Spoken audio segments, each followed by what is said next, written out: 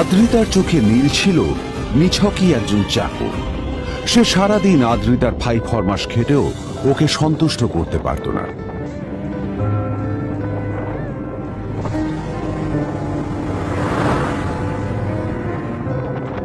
এত কিছুর পরেও কেন একজন ধনী বাবা তার মেয়েকে গরিব ছেলের সাথে বিয়ে দিলেন?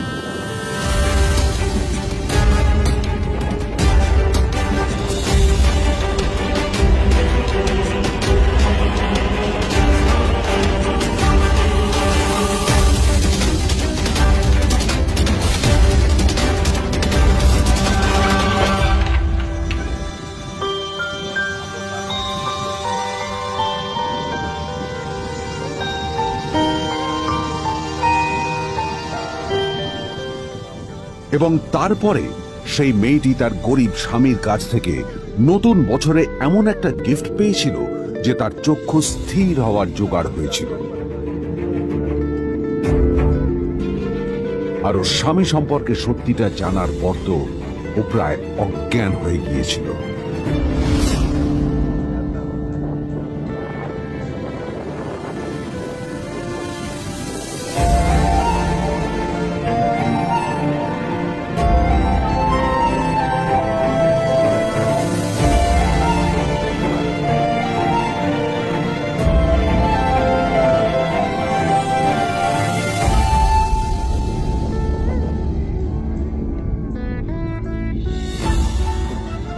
আমার বাবা সবচেয়ে বড় ভুল করেছে তোমার মতো একটা গরিব ছেলের সাথে আমার বিয়ে দিয়ে। আমার সব বন্ধুদের স্বামীরা ওদের কত দামি দামি গিফট দেয়, আর তুমি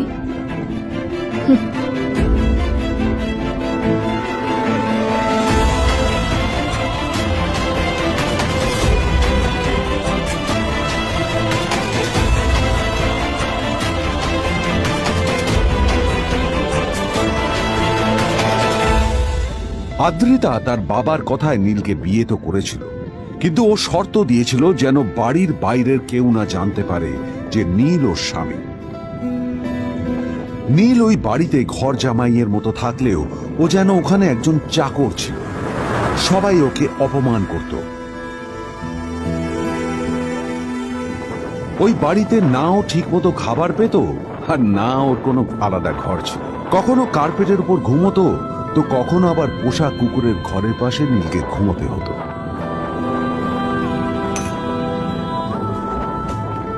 হাত খরচ মেটাতে ও এক জায়গায় ওয়েটারের কাজও করত। আদ্রিতা তার বন্ধুদের বলেছিল যে আদ্রিতা বিদেশে বিয়ে করেছে আর তার স্বামী লন্ডনের একজন খুব বড় বিজনেসম্যান। কিন্তু যখন আদ্রিতার বন্ধুরা ওকে ওদের স্বামীদের দেওয়া দামি দামি গিফটগুলো দেখাতো, তখন লজ্জায় ওর ভিতরটা পুড়ে ছাই হয়ে যেত।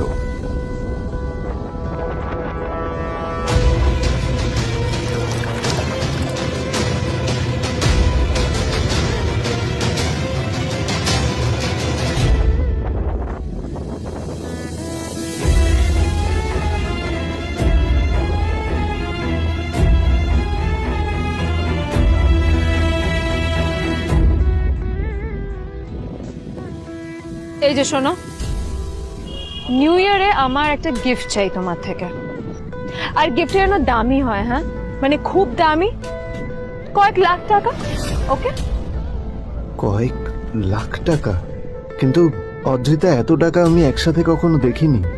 তোমাকে এত দামি গিফট আমি কি করে দেব? এটা তো তোমার বিয়ে করার আগে ভাবা উচিত ছিল। একজন পুরুষ মানুষ হয়ে নিজের স্ত্রীর এইটুকু ইচ্ছা তুমি পূরণ করতে পারবে না? স্ত্রীর এই কথাগুলো নীলকে আহত করে। নিঃশব্দে ওখান থেকে চলে যায় নীল।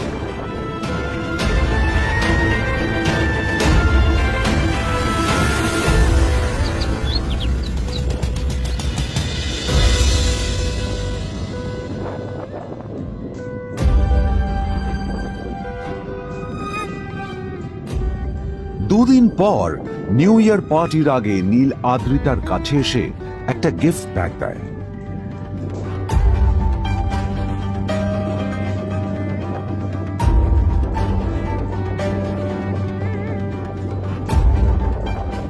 আদ্রিতা মুখ বেজার করে বাক্সটা খুলল, তবে তারপর বাক্সের ভেতরে গিফটটা দেখতেই ও চমকে গেল।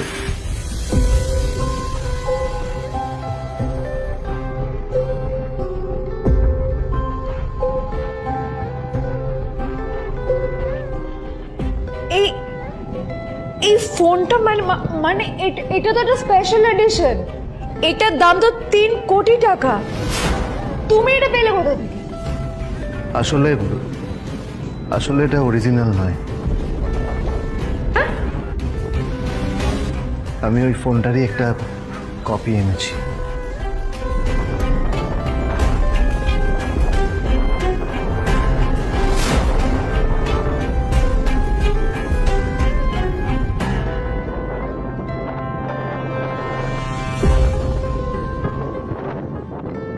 কিন্তু আদ্রিতার নীলের কথা একটু সন্দেহ হয়, কারণ ফোনটা দেখে একেবারেই আসল বলেই মনে হচ্ছিল।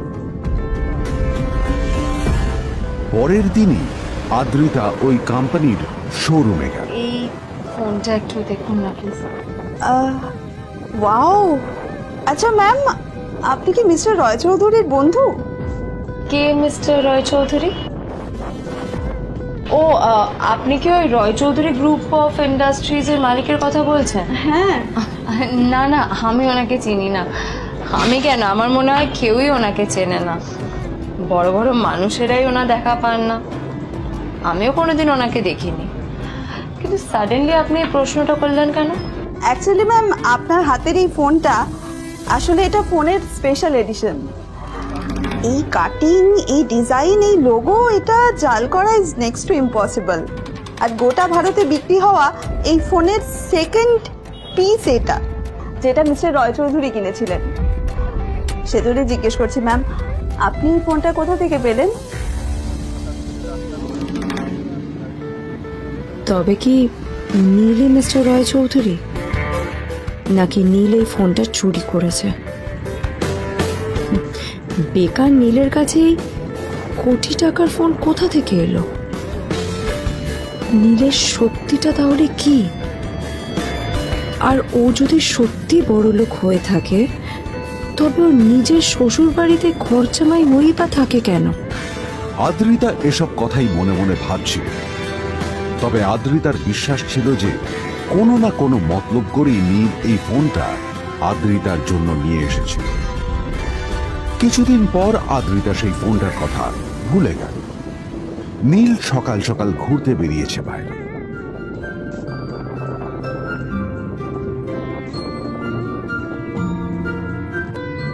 কটা বাজে রে? আমার খুব লেট হয়ে গেছে, বুঝলি? তোরা খেল, ঠিক আছে? তোরা খেল, আমি আসছি।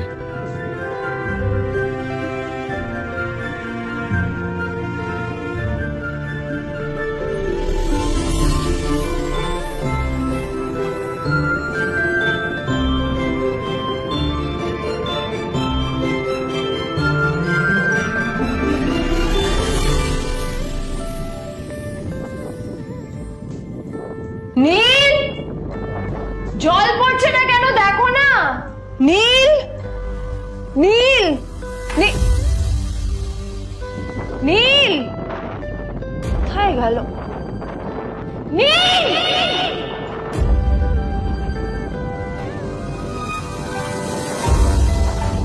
নীল! নীলকে ডাকছে কেন বলতো? ওইদিকে বাড়িতে আদ্রিতা আর চিত্রা আশ্চর্য হয়ে গেল যে নীল হঠাৎ কোথায় উধাও হয়ে গেল। মা, তোমাকে কিছু বলে গেছে নীল? হ্যাঁ, কোথায় গেছে ও? না, আমি ওর কোনো খোঁজ খবর রাখি না।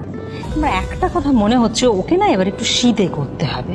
একটা কাজে যদি আসতো ছেলেটা, যখনই কোনো কাজের কথা বলি ভ্যানিশ হয়ে যায়। আমি ওকে বলেছিলাম R&B গোল্ড এন্ড ডায়মন্ড থেকে আমার সেটটা নিয়ে আসতে, আনেনি। আজকেও ভালো করে অফিসে নিয়ে যাব, ভ্যানিশ হয়ে গেল। কোথায় গেল কে জানে? আমার ভাগ্যে জুটেছে এরকম একটা ছেলে। তুমি কেন বিয়েটা দিয়েছিলে আমাকে? এটা আবার কি বলছিস? আমার কি দোষ? দেখ, ওই অসভ্য ছেলেটার সাথে বিয়ে দিতে চাইনি। যা করেছে তোর বাবা করছে, এটা আমার কোনো দোষ। তখনই হঠাৎ নীল সেখানে এসে উপস্থিত হলো, কিন্তু ও দুজনকে উপেক্ষা করে ভিতরে চলে যাওয়াই শ্রেয় মনে করল। এই যে লাট সাহেব ফিরলেন রাজকার্য করে, এদিকে এসো, তোমার ফাঁকিবাজির আলোচনাই এখানে চলছে। মা এসো। প্লিজ থাক, মা থাক, ভাল লাগছে না। এমনিতেই অফিসের জন্য আমার লেট হয়ে যাচ্ছে, আর বিজন আমার ওয়েটও করছে। বিজনের নাম শুনেই নীলের মুখটা ফ্যাকাশে হয়ে গেল। আদ্রিতা নীলকে উপেক্ষা করেই বলল, আরে যে এই ছেলেটার মতো আর একটা ফাঁকিবাজ না তুমি পাবে না। তুমি কেন দাঁড়িয়ে আছো? এই যে শোনো শোনো শোনো শোনো, দাঁড়িয়ে আছো কেন? তোমাকে আমি বলেছিলাম আর&গোল্ড ডায়মন্ড থেকে আমার সেটটা তুলেছো, তোলোনি তো। এইটা চাই না আমার। তুমি আমার সাথে অফিসে যাবে, ফেরার পথে তুমি সেটটা নিয়ে আসবে। তোমার জন্য সবসময় লেট হয়ে যাবে, তোমার জন্য বিরক্ত লাগে। আর ব্যাগটা নিয়ে ওর পেছন পেছন কোথায় যাচ্ছ? যা দিয়ে ওখানে রেখে এসো। নীল চিত্রার সাথে মাঝে মাঝে ঝগড়া করলেও তার স্ত্রী আদ্রিতার সাথে ও কখনো ঝগড়া করতো না। সত্য সব অপদার্থ।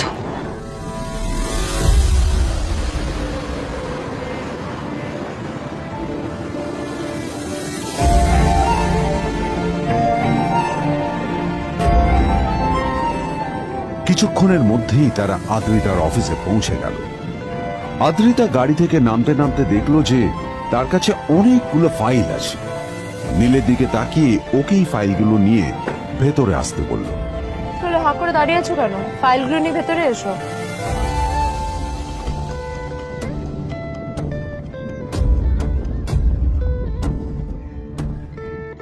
আদ্রিতা যখন ওর কেবিনে পৌঁছলো তখন দেখলো সেখানে আগে থেকেই ওর বন্ধু এবং বিজনেস পার্টনার বিজন বসে ওর জন্য অপেক্ষা করছে।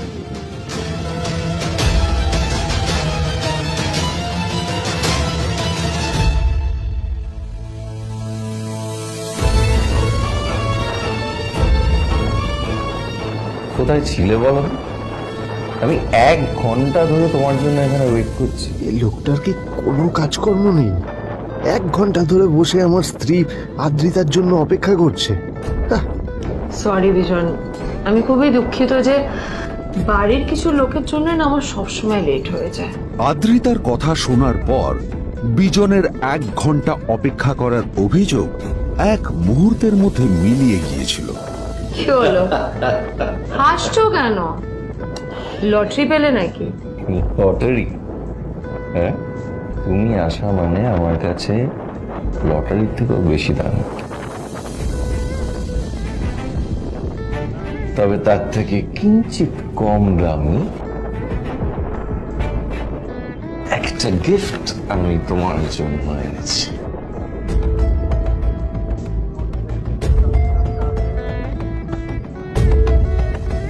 This is a rare diamond necklace for you.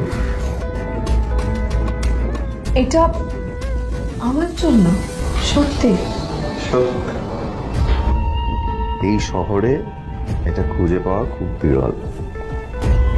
Just like you. Like it? Thank you. You're welcome. Thank you for the gift. আসি তাহলে এখন।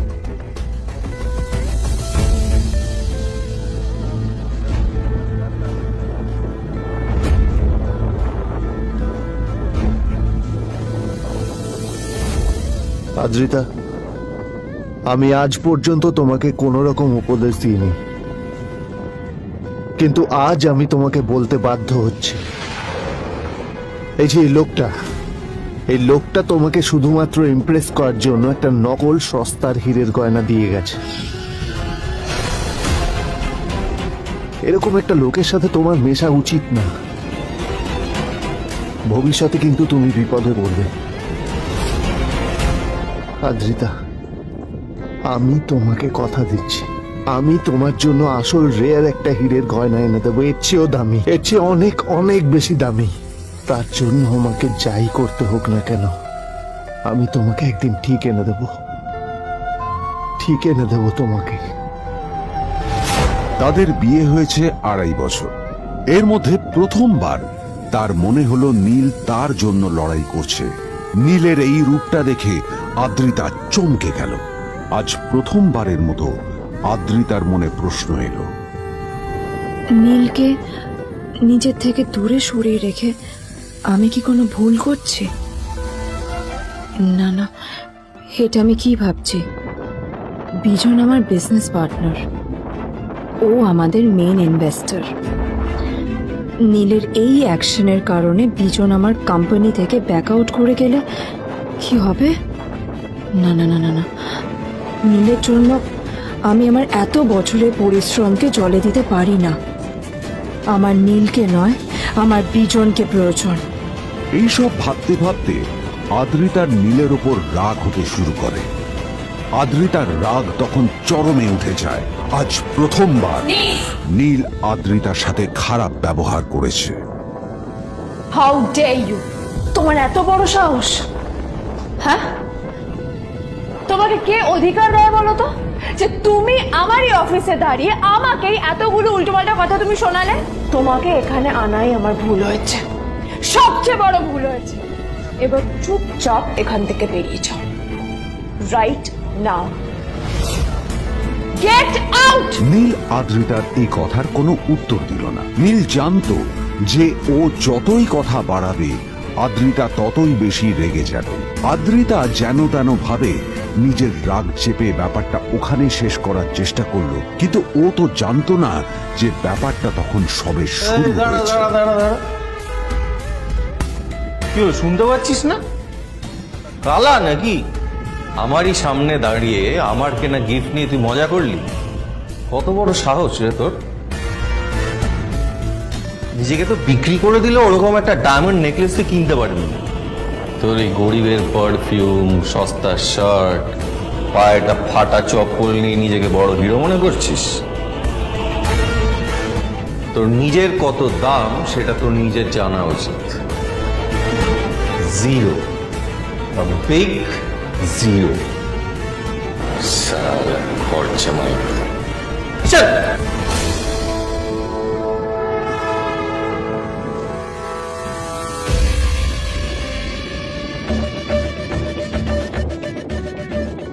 নীল তখনও ঝামেলা করার মেজাজ ছিল না, কিন্তু যখন কেউ অন্যের নীরবতা সুযোগ নিতে শুরু করে তখন কথা বলাটা প্রয়োজন।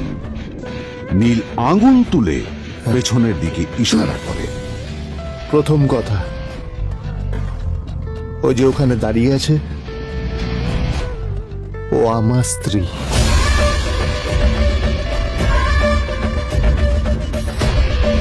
তাই আমার স্ত্রীকে তোমার নেকলেস দেওয়ার কোনো অধিকার নেই। ওকে যদি নেকলেস দিতে হয় তাহলে আমি দেব। তাই এসব ফ্রডগিরি বন্ধ করো। আর দ্বিতীয় কথা, যার পকেটে পয়সা নেই ঝনঝন আওয়াজ করা তার মানায় না।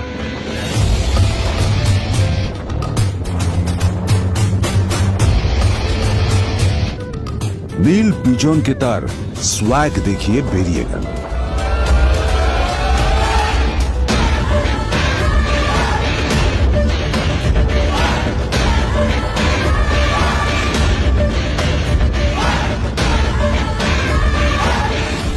আদ্রিতার রাগে গজগজ করছিল।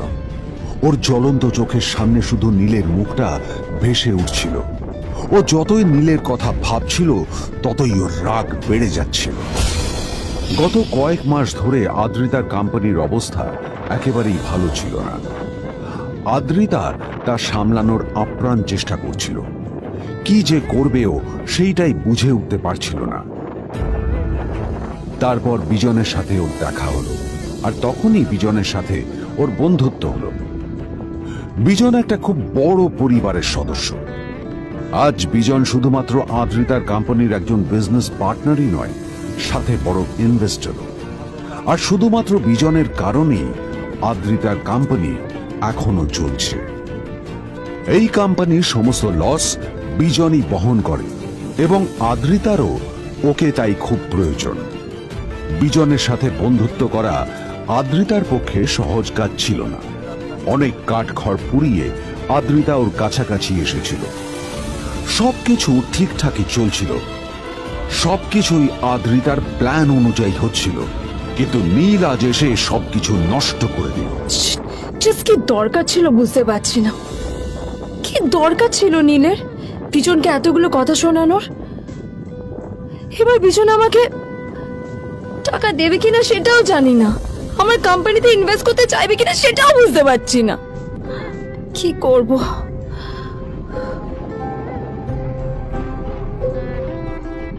এখন আদ্রিতা ওকে কিভাবে বোঝাবে? ভুল করে যদি বিজন ওর টাকা ফেরত চায় তবে আদ্রিতার কোম্পানি সেন কর্পোরেশন খুব বড় সমস্যায় পড়ে যাবে। তারপর কি হবে? সেন পরিবারের দেখভাল কে করবে? এইসব ভাবতে ভাবতে আদ্রিতা নিজের উপরেও রেগে গেল।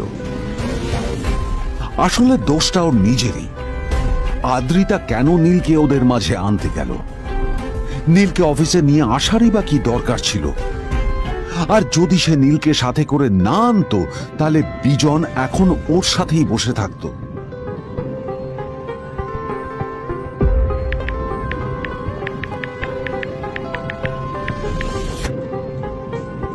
প্যামেলা, আমি মিটিংয়ে বেরোবো, আমার চেঞ্জটা একটু নিয়ে এসো প্লিজ। Thank you. আর অন্যদিকে সেন কর্পোরেশনের অফিস থেকে বেরিয়ে নীলের খুব ফুরফুরে লাগছিল। তখনই হঠাৎ ওর ফোনটা বেজে উঠল। ফোনটা ছিল মিস্টার রায় চৌধুরী। তিনি ছিলেন শহরের সব থেকে বড় বিজনেসম্যান। হ্যাঁ মিস্টার রায়চৌধুরী, আমি আপনাকেই ফোন করতে যাচ্ছিলাম। আমি একজন বিশেষ লোকের সাথে তোমার একটা মিটিং ফিক্স করেছি। ওর অ্যাড্রেস আমি তোমাকে টেক্সট করে দিয়েছি। আমি চাই তুমি ওই লোকটার সাথে মিট করো। ঠিক আছে, আমি যে কোনো কারোর সাথে দেখা করতে পারি, কিন্তু তার জন্য আপনাকে আমার দুটো শর্ত মানতে হবে। প্রথমটা, আমার জন্য একটা রেয়ার হীরের নেকলেস আপনাকে জোগাড় করে আনতে হবে। আর দ্বিতীয়টা, আমি আপনাকে টেক্সট করছি, এটাও কিন্তু একই রকম জরুরি। এই দুটো কাজ আপনাকে যত তাড়াতাড়ি সম্ভব করে ফেলতে হবে আমার জন্য, ঠিক আছে? তোমার অ্যাকাউন্টে কিছু টাকা পাঠিয়েছি, কিছু জামা কাপড় কেন, যাতে তুমি ভদ্র সমাজে আসার যোগ্য হও আর তোমাকে আমি স্বামীর পরিচয় দিতে লজ্জা না পাই। তোমার কারণে আমার পরিবার লজ্জা পাবে, আমি সেটা চাই না। যখনই দেখি তখনই তুমি ভিখিরির মতো ছেঁড়া ফাটা জামা কাপড় পরে থাকো। আসলে আদ্রিতার বাড়িতে আজ ফ্যামিলি ডিনার পার্টি ছিল, আর শেষবার নীলের জন্য ওকে অনেক ঝামেলা পোহাতে হয়েছিল। মেসেজ পড়ে নীল ফোনটা নিজের পকেটে রেখে রাস্তার ধারে গিয়ে একটা ট্যাক্সি থামানোর জন্য হাত বাড়িয়ে দিল। নীল ট্যাক্সি ধরে গোল্ডেন সিটি অ্যাভিনিউর দিকে বেরিয়ে পড়ল। গোল্ডেন সিটি অ্যাভিনিউ শুধু কলকাতারই নয়, এটা ছিল সারা পশ্চিমবঙ্গের সবচেয়ে বিলাসবহুল সোসাইটিগুলোর মধ্যে একটা। আসলে এই সেই জায়গা যেখানে মিস্টার রায়চৌধুরী আজ তার জন্য গোপন মিটিং ফিক্স করেছিলেন। কিন্তু নীল কার সাথে দেখা করতে যাচ্ছে এ সম্পর্কে ওর কোনো ধারণাই ছিল না। যখন নীল সেখানে পৌঁছলো, ফুলভিলার বাগানে বসে থাকা লোকটিকে দেখে রাগে নীলের রক্ত ফুটতে শুরু করলো। নীল ওখানে না দাঁড়িয়ে বেরিয়ে গেল। তখনই হঠাৎ একটা মেসেজ এলো। আসলে আজ আদ্রিতার ফ্যামিলি গ্যাদারিং এ যাওয়ার আগে নীলকে ওর হাই স্কুলের রিইউনিয়নেও যেতে হতো। গ্র্যাজুয়েশনের পর এত বছরে এই প্রথম নীল তার কোন কলেজ বা স্কুলের রিইউনিয়নে যাচ্ছে। এতগুলো বছরে নীল তার কোনো বন্ধুর সাথেই দেখা করেনি। নীলের তার পুরনো সহপাঠীদের কথা মনে পড়তে লাগলো, যাদের সাথে ও স্কুলে মজা করত। আজ আবার ওদের সকলের সাথে নীলের দেখা হবে।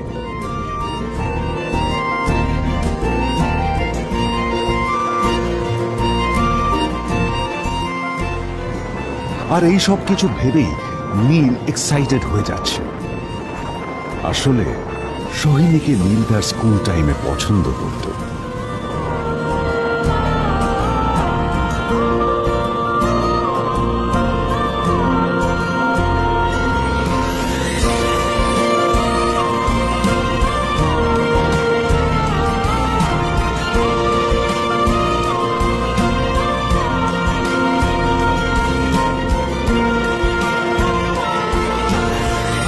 অন্যদিকে সেম কর্পোরেশনে ইনভেস্টরদের সঙ্গে আদ্রিতার মিটিং একেবারেই ভালো যায়নি।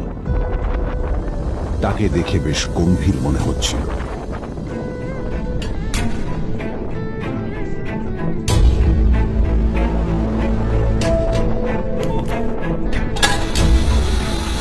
ভাই পৃথিবীতে এমন লোকও আছে, কি দেমাগ দেখলি?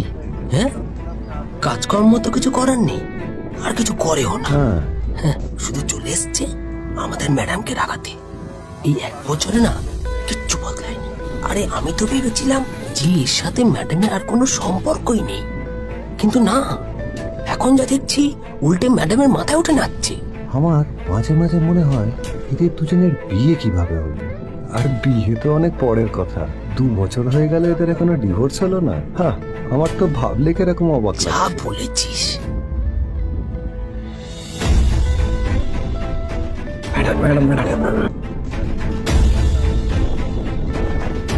অফিসে চলতে থাকা এইসব কথা শুনে আদ্রিতার আরো রাগ হলো।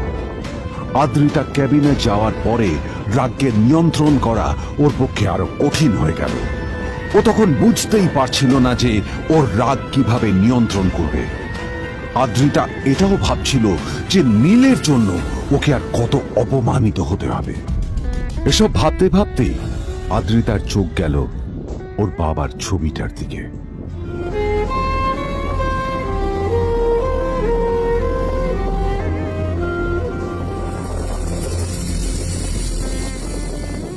আমি তো তোমার সবচেয়ে প্রিয় মেয়ে ছিলাম বাবা, তাই তাই আমি সবসময় ভেবেছি যে তুমি আমার জন্য যাকে সিলেক্ট করবে সে সব থেকে শ্রেষ্ঠ হবে। তাই আমি নিজে থেকে কখনো কোনো রিলেশনশিপে যাইনি, আর তোমার কাছে বিয়ের কোনো শর্তও রাখিনি। কিন্তু কিন্তু তুমি না আমার সাথে কি করলে? এই গাধাটার সাথে আমাকে বিয়ে দিলে। আমার আমার জীবনটা নষ্ট হয়ে গেল, শেষ হয়ে গেল।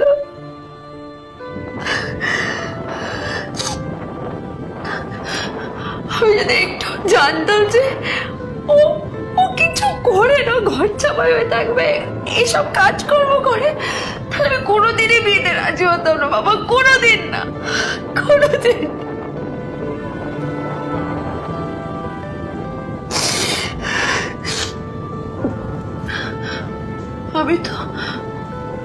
আমি তো সবসময় ভাবতাম যে বাবা মারা তাদের সন্তানের ভালো চায়, কল্যাণ চায়, তাদের জন্য চিন্তা করে।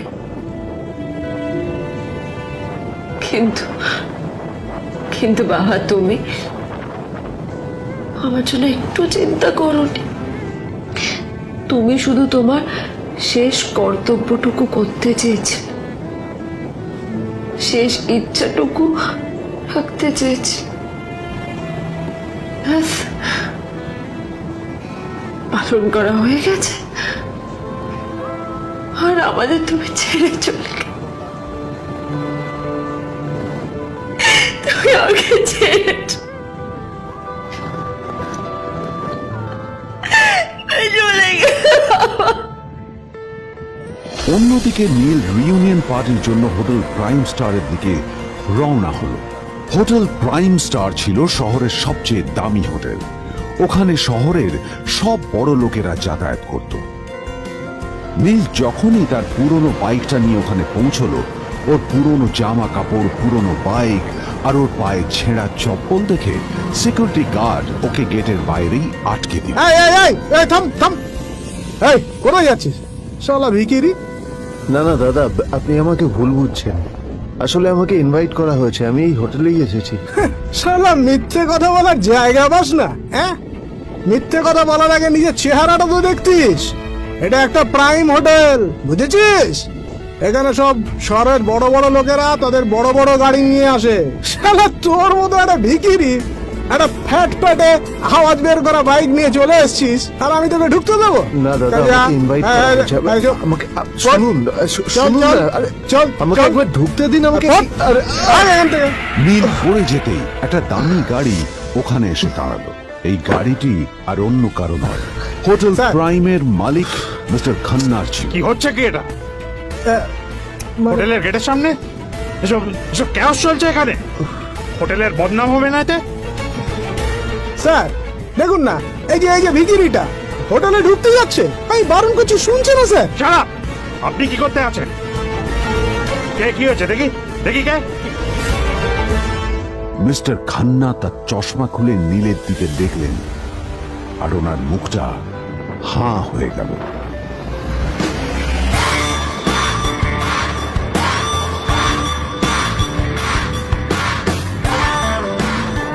নীল স্যার আপনি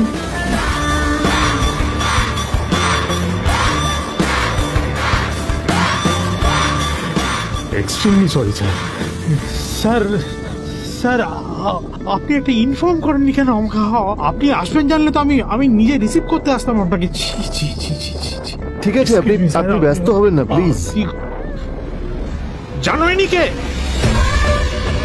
নিজের বসকে এভাবে একজন ভিখারিকে হাতে পায়ে ধরতে দেখে গার্ডটিও অবাক হয়ে গেল। আরে sir sorry sir extremely sorry আপনি আমার সঙ্গে আসুন সরি স্যার, সরি ভুল হয়ে গেছে স্যার। সালাম স্যার। নীল কি তবে সত্যিই একজন খুব বড়লোক কেউ? জানতে পকেট এফএম এর এই সম্পূর্ণ গল্পটি শুনুন বস, দুনিয়া যার বসে, যেটা ভারতীয়রা সবচেয়ে বেশি শুনছে। বিনামূল্যে গল্প শুনতে নিচের ইনস্টল বাটনে ক্লিক করুন এবং পকেট এফএম ডাউনলোড করুন।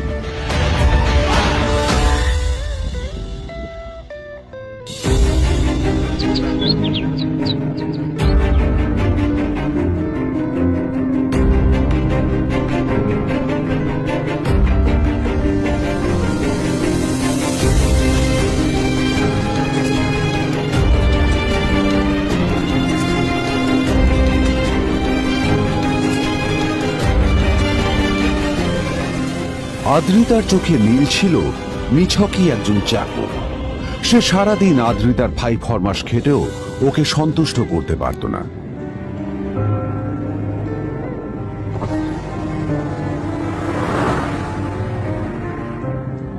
এত কিছুর পরেও কেন একজন ধনী বাবা তার মেয়েকে গরিব ছেলের সাথে বিয়ে দিলেন?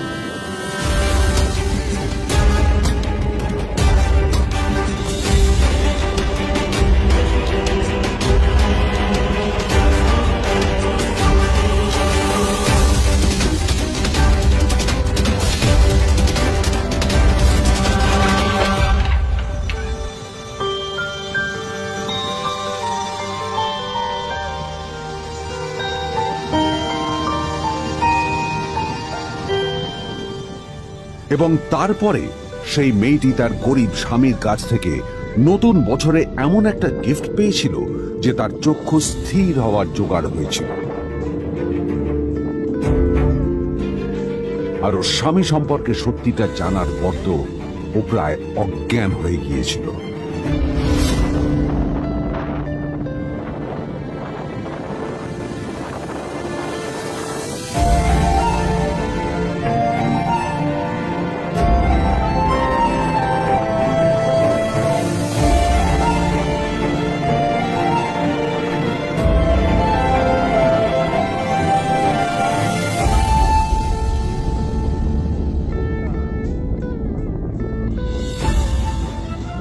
আমার বাবা সবচেয়ে বড় ভুল করেছে তোমার মতো একটা গরিব ছেলের সাথে আমার বিয়ে দিয়ে। আমার সব বন্ধুদের স্বামীরা ওদের কত দামি দামি গিফট দেয়, আর তুমি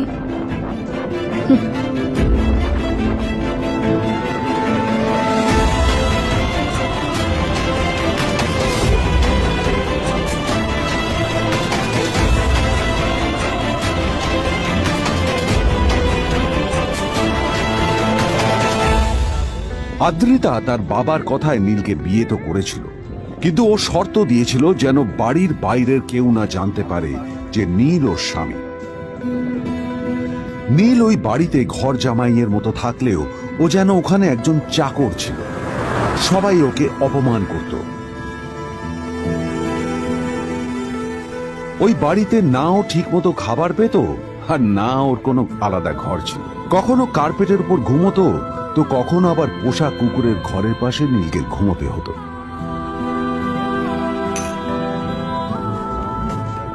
হাত খরচ মেটাতে ও এক জায়গায় ওয়েটারের কাজও করত। আদ্রিতা তার বন্ধুদের বলেছিল যে আদ্রিতা বিদেশে বিয়ে করেছে আর তার স্বামী লন্ডনের একজন খুব বড় বিজনেসম্যান। কিন্তু যখন আদ্রিতার বন্ধুরা ওকে ওদের স্বামীদের দেওয়া দামি দামি গিফটগুলো দেখাতো তখন লজ্জায় ওর ভিতরটা পুড়ে ছাই হয়ে যেত।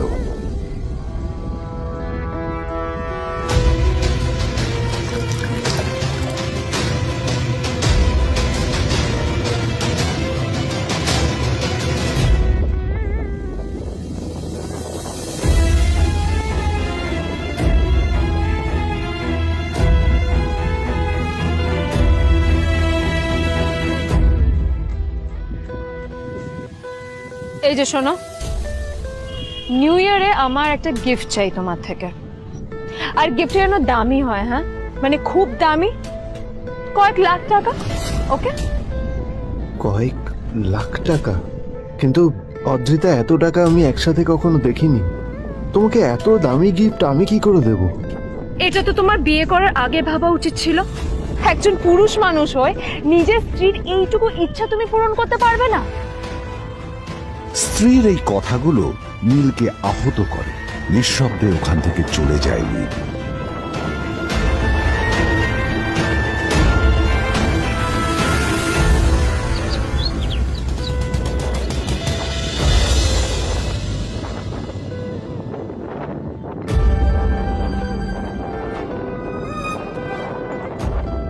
দুদিন পর নিউ ইয়ার পার্টির আগে নীল আদ্রিতার কাছে এসে একটা গিফট ব্যাগ দেয়।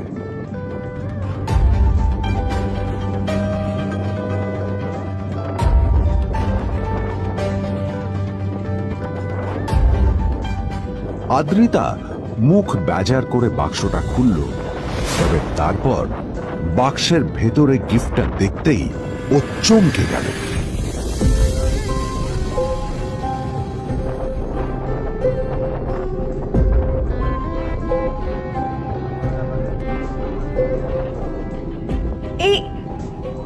এই ফোনটা মানে এটা তো একটা স্পেশাল এডিশন।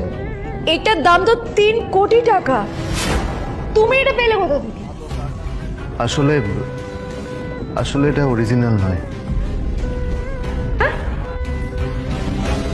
আমি ওই ফোনটারই একটা কপি এনেছি।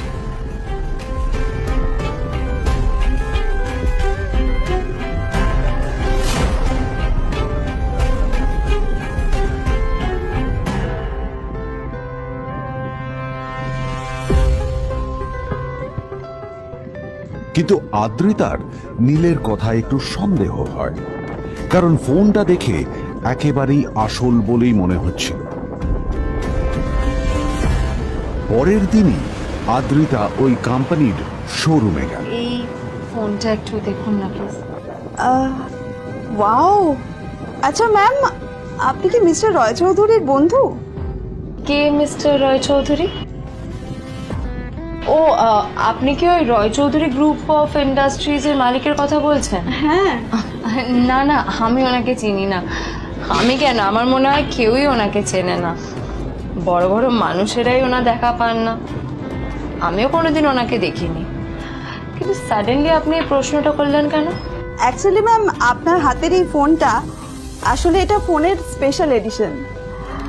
এই কাটিং, এই ডিজাইন, এই লোগো, এটা জাল করা ইজ নেক্সট টু ইম্পসিবল। আর গোটা ভারতে বিক্রি হওয়া এই ফোনের সেকেন্ড পিস এটা, যেটা মিস্টার রয় চৌধুরী কিনেছিলেন। সেজন্যই জিজ্ঞেস করছি ম্যাম, আপনি এই ফোনটা কোথা থেকে পেলেন? তবে কি নীলে মিস্টার রয় চৌধুরী, নাকি নীল এই ফোনটা চুরি করেছে? বেকার নীলের কাছে কোটি টাকার ফোন কোথা থেকে এলো? নীলের সত্যিটা তাহলে কি? আর ও যদি সত্যি বড়লোক হয়ে থাকে, তবে ও নিজের শ্বশুর বাড়িতে খরচামাই হয়েই বা থাকে কেন? আদ্রিতা এসব কথাই মনে মনে ভাবছিল। তবে আদ্রিতার বিশ্বাস ছিল যে কোনো না কোনো মতলব করেই নীল এই ফোনটা আদ্রিতার জন্য নিয়ে এসেছিল। কিছুদিন পর আদ্রিতা সেই ফোনটার কথা ভুলে গেল। নীল সকাল সকাল ঘুরতে বেরিয়েছে বাইরে।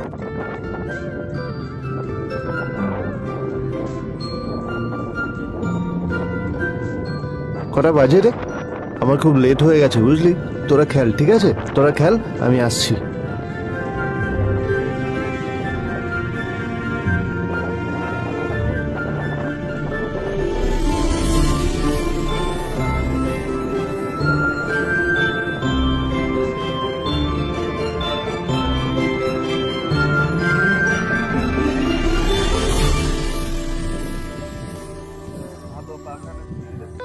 নীল, জল পড়ছে না কেন দেখো না। নীল, নীল, নীল কোথায় গেল? নীল,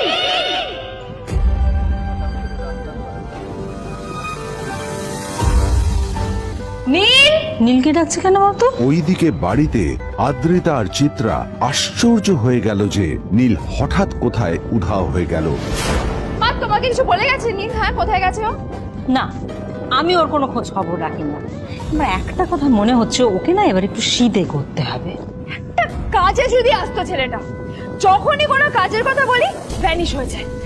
আমি ওকে বলেছিলাম R&B গোল্ড এন্ড ডায়মন্ড থেকে আমার সেটটা নিয়ে আসতে, আনেনি। আনেনি। আজকেও ভালো ওকে অফিসে নিয়ে যাব, ভ্যানিশ হয়ে গেল। কোথায় গেল কে জানে। আমার ভাগ্যে জুটেছে এরকম একটা ছেলে। দিদি, তুমি কেন বিয়েটা দিয়েছিলে আমাকে? এটা আবার কি বলছিস? আমার কি দোষ? দেখ, ওই অসভ্য ছেলেটার সাথে বিয়ে দিতে চাইনি। যা করেছে তোর বাবা করেছে, এটা আমার কোনো দোষ। তখনই হঠাৎ নীল সেখানে এসে উপস্থিত হলো, কিন্তু ও দুজনকে উপেক্ষা করে ভিতরে চলে যাওয়াই শ্রেয় মনে করল। এই যে লাট সাহেব ফিরলেন রাজকার্য করে, এদিকে এসো।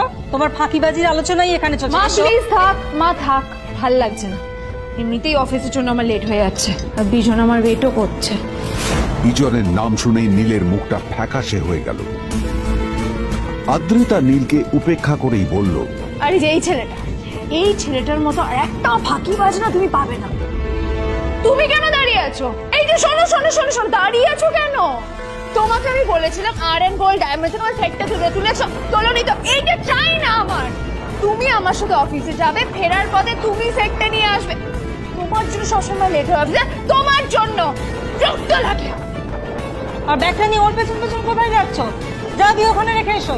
নীল চিত্রার সাথে মাঝে মাঝে ঝগড়া করলেও তার স্ত্রী আদ্রিতার সাথে ও কখনো ঝগড়া করতো না। সত্য সব অপদার্থ।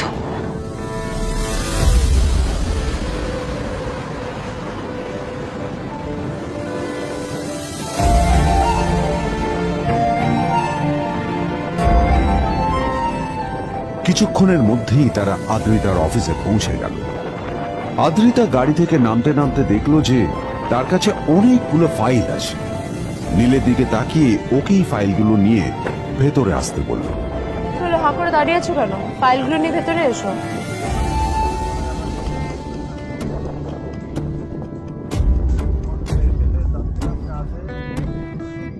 আদ্রিতা যখন ওর ক্যাবিনে পৌঁছলো তখন দেখলো সেখানে আগে থেকেই ওর বন্ধু এবং বিজনেস পার্টনার বিজন বসে ওর জন্য অপেক্ষা করছে।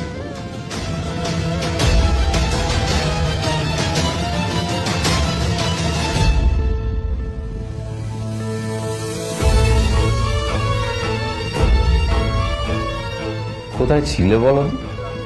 আমি 1 ঘন্টা ধরে তোমার জন্য এখানে ওয়েট করছি। এই লোকটার কি কোনো কাজকর্ম নেই?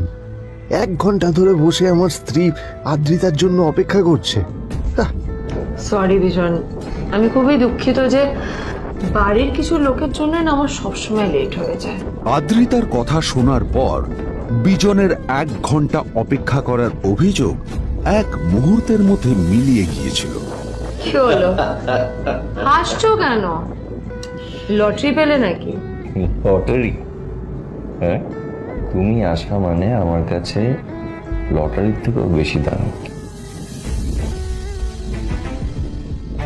তবে তার থেকে কিঞ্চিত কম দামি একটা গিফট আমি তোমার জন্য এনেছি।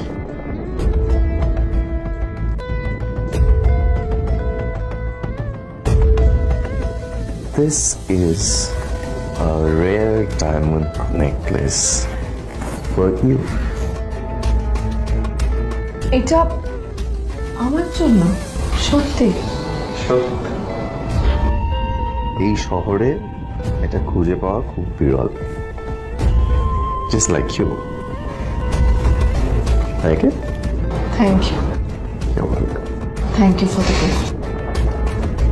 আসি তাহলে এখন।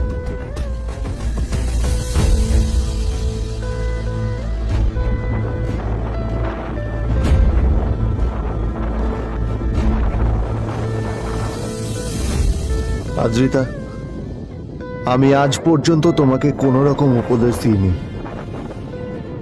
কিন্তু আজ আমি তোমাকে বলতে বাধ্য হচ্ছি। এই যে এই লোকটা তোমাকে শুধুমাত্র ইমপ্রেস করার জন্য একটা নকল সস্তার হীরের গয়না দিয়ে গেছে। এরকম একটা লোকের সাথে তোমার মেশা উচিত না। ভবিষ্যতে কিন্তু তুমি বিপদে পড়বে। আদ্রিতা, আমি তোমাকে কথা দিচ্ছি, আমি তোমার জন্য আসল রেয়ার একটা হীরের গয়না এনে দেবো, এর চেয়েও দামি, এর চেয়ে অনেক অনেক বেশি দামি। তার জন্য আমাকে যাই করতে হোক না কেন, আমি তোমাকে একদিন ঠিক এনে দেবো, ঠিক এনে দেবো তোমাকে। তাদের বিয়ে হয়েছে 2.5 বছর। এর মধ্যে প্রথমবার তার মনে হলো নীল তার জন্য লড়াই করছে। নীলের এই রূপটা দেখে আদ্রিতা চমকে গেল। আজ প্রথমবারের মতো আদ্রিতার মনে প্রশ্ন এলো, নীলকে নিজের থেকে দূরে সরিয়ে রেখে আমি কি কোনো ভুল করছি? না না, এটা আমি কি ভাবছি? বিজন আমার বিজনেস পার্টনার, ও আমাদের মেইন ইনভেস্টর। নীলের এই অ্যাকশনের কারণে বিজন আমার কোম্পানি থেকে ব্যাক আউট করে গেলে কি হবে? না না না না না, নীলের জন্য আমি আমার এত বছরের পরিশ্রমকে জলে দিতে পারি না। আমার নীলকে নয়, আমার বিজনকে প্রয়োজন। এইসব ভাবতে ভাবতে আদ্রিতার নীলের ওপর রাগ হতে শুরু করে। আদ্রিতার রাগ তখন চরমে উঠে যায়। আজ প্রথমবার নীল আদ্রিতার সাথে খারাপ ব্যবহার করেছে। How dare you! তোমার এত বড় সাহস! হ্যাঁ, তোমাকে কে অধিকার দেয় বলো তো যে তুমি আমারই অফিসে দাঁড়িয়ে আমাকেই এতগুলো উল্টোপাল্টা কথা তুমি শোনালে? তোমাকে এখানে আনাই আমার ভুল হয়েছে, সবচেয়ে বড় ভুল হয়েছে। এবার চুপচাপ এখান থেকে বেরিয়ে যাও, right now. Get out! Neel আদ্রিতার এই কথার কোনো উত্তর দিল না। নীল জানতো যে ও যতই কথা বাড়াবে আদ্রিতা ততই বেশি রেগে যাবে। আদ্রিতা যেন তেন ভাবে নিজের রাগ চেপে ব্যাপারটা ওখানে শেষ করার চেষ্টা করলো, কিন্তু ও তো জানতো না যে ব্যাপারটা তখন সবে শুরু হয়েছে। কি হলো, শুনতে পাচ্ছিস না? কালা নাকি? আমারই সামনে দাঁড়িয়ে আমার কেনা গিফট নিয়ে তুই মজা করলি? কত বড় সাহস রে তোর! নিজেকে তো বিক্রি করে দিলে ওরকম একটা ডায়মন্ড নেকলেস তুই কিনতে পারবি না। তোর এই গরিবের পারফিউম, সস্তা শার্ট, পায়ে একটা ফাটা চপ্পল নিয়ে নিজেকে বড় হিরো মনে করছিস? তোর নিজের কত দাম সেটা তোর নিজের জানা উচিত। Zero, big zero. সালা খরচা মাই। চল।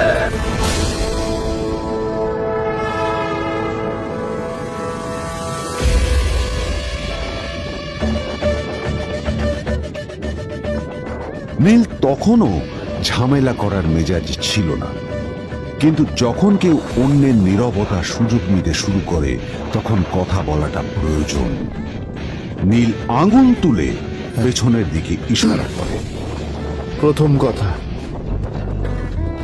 ওই যে ওখানে দাঁড়িয়ে আছে, ও আমার স্ত্রী।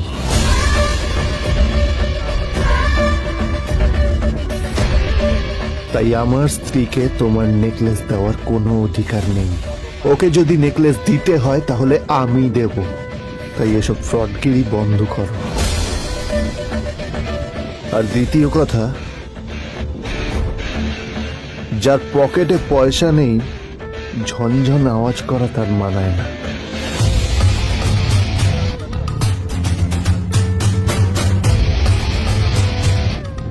নীল বিজনকে তার সোয়াগ দেখিয়ে বেরিয়ে গেল।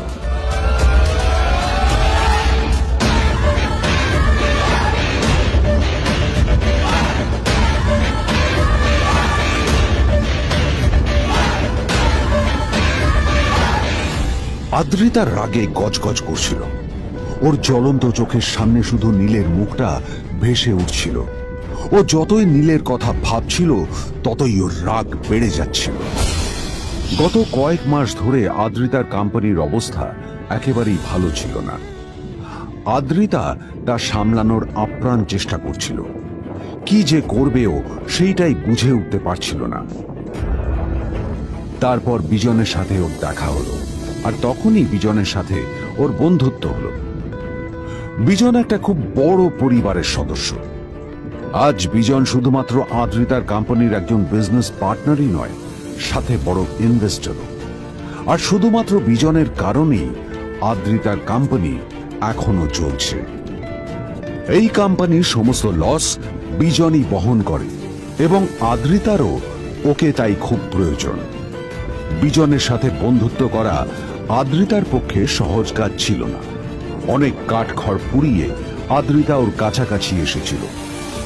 সবকিছু ঠিকঠাকই চলছিল, সবকিছুই আদ্রিতার প্ল্যান অনুযায়ী হচ্ছিল, কিন্তু নীল আজ এসে সবকিছু নষ্ট করে দিল। জাস্ট কি দরকার ছিল বুঝতে পারছি না। কি দরকার ছিল নীলের বিজনকে এতগুলো কথা শোনানোর? এবার বিজন আমাকে টাকা দেবে কিনা সেটাও জানি না। আমার কোম্পানিতে ইনভেস্ট করতে চাইবে কিনা সেটাও বুঝতে পারছি না। কি করব?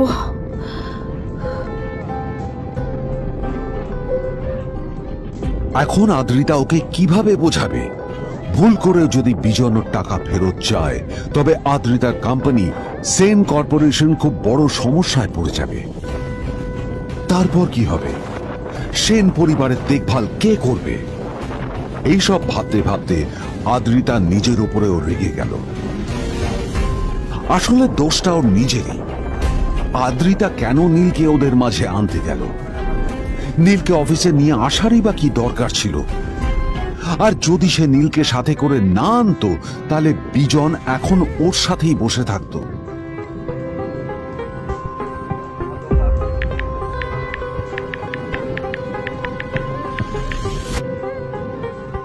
প্যামেলা, আমি মিটিংয়ে বেরোবো, আমার চেঞ্জটা একটু নিয়ে এসো প্লিজ। Thank you. আর অন্যদিকে সেন কর্পোরেশনের অফিস থেকে বেরিয়ে নীলের খুব ফুরফুরে লাগছিল।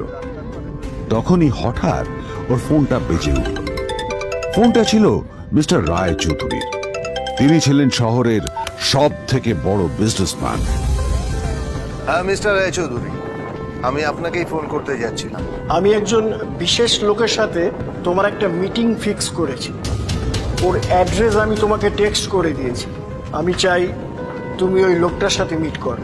ঠিক আছে, আমি যে কোনো কারোর সাথে দেখা করতে পারি, কিন্তু তার জন্য আপনাকে আমার দুটো শর্ত মানতে হবে।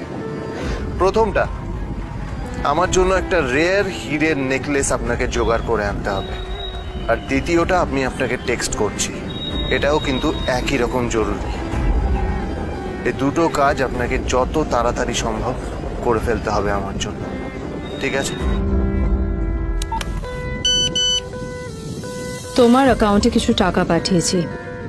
কিছু জামা কাপড় কেনো, যাতে তুমি ভদ্র সমাজে আসার যোগ্য হও, আর তোমাকে আমি স্বামীর পরিচয় দিতে লজ্জা না পাই। তোমার কারণে আমার পরিবার লজ্জা পাবে, আমি সেটা চাই না। যখনই দেখি তখনই তুমি ভিখিরির মতো ছেঁড়া ফাটা জামা কাপড় পরে থাকো। আসলে আদ্রিতার বাড়িতে আজ ফ্যামিলি ডিনার পার্টি ছিল, আর শেষবার নীলের জন্য ওকে অনেক ঝামেলা পোহাতে হয়েছিল। মেসেজ পড়ে নীল ফোনটা নিজের পকেটে রেখে রাস্তার ধারে গিয়ে একটা ট্যাক্সি থামানোর জন্য হাত বাড়িয়ে দিল। নীল ট্যাক্সি ধরে গোল্ডেন সিটি অ্যাভিনিউর দিকে বেরিয়ে পড়ল। গোল্ডেন সিটি অ্যাভিনিউ শুধু কলকাতারই নয়, এটা ছিল সারা পশ্চিমবঙ্গের সবচেয়ে বিলাসবহুল সোসাইটিগুলোর মধ্যে একটা। আসলে এই সেই জায়গা যেখানে মিস্টার রায়চৌধুরী আজ তার জন্য গোপন মিটিং ফিক্স করেছিলেন, কিন্তু নীল কার সাথে দেখা করতে যাচ্ছে এ সম্পর্কে ওর কোনো ধারণাই ছিল না। যখন নীল সেখানে পৌঁছলো, ফুলভিলার বাগানে বসে থাকা লোকটিকে দেখে রাগে নীলের রক্ত ফুটতে শুরু করলো। নীল ওখানে না দাঁড়িয়ে বেরিয়ে গেল। তখনই হঠাৎ একটা মেসেজ এলো। আসলে আজ আদ্রিতার ফ্যামিলি গ্যাদারিং এ যাওয়ার আগে নীলকে ওর হাই স্কুলের রিইউনিয়নেও যেতে হতো। গ্র্যাজুয়েশনের পর এত বছরে এই প্রথম নীল তার কোন কলেজ বা স্কুলের রিইউনিয়নে যাচ্ছে। এতগুলো বছরে নীল তার কোনো বন্ধুর সাথেই দেখা করেনি। নীলের তার পুরনো সহপাঠীদের কথা মনে পড়তে লাগলো, যাদের সাথে ও স্কুলে মজা করত। আজ আবার ওদের সকলের সাথে নীলের দেখা হবে।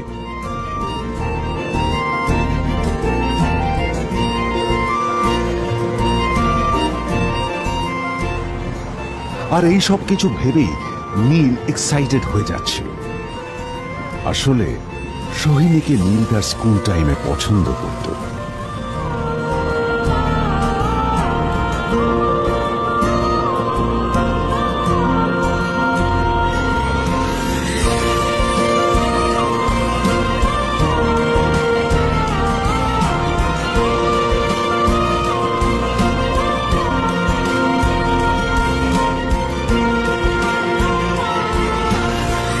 অন্যদিকে সেম কর্পোরেশনে ইনভেস্টরদের সঙ্গে আদ্রিতার মিটিং একেবারেই ভালো যায়নি। তাকে দেখে বেশ গম্ভীর মনে হচ্ছিল।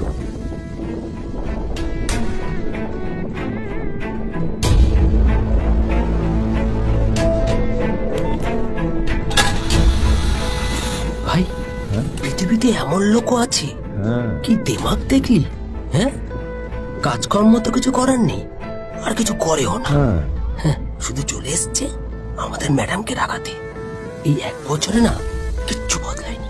আরে আমি তো ভেবেছিলাম যে এর সাথে ম্যাডামের আর কোনো সম্পর্কই নেই, কিন্তু না, এখন যা দেখছি উল্টে ম্যাডামের মাথায় উঠে নাচছে। আমার মাঝে মাঝে মনে হয় এদের দুজনের বিয়ে কিভাবে হলো। আর বিয়ে তো অনেক পরের কথা, 2 বছর হয়ে গেল এদের এখনো ডিভোর্স হলো না। হ্যাঁ, আমার তো ভাবলে কিরকম অবাক যা লাগছে। বলেছিস।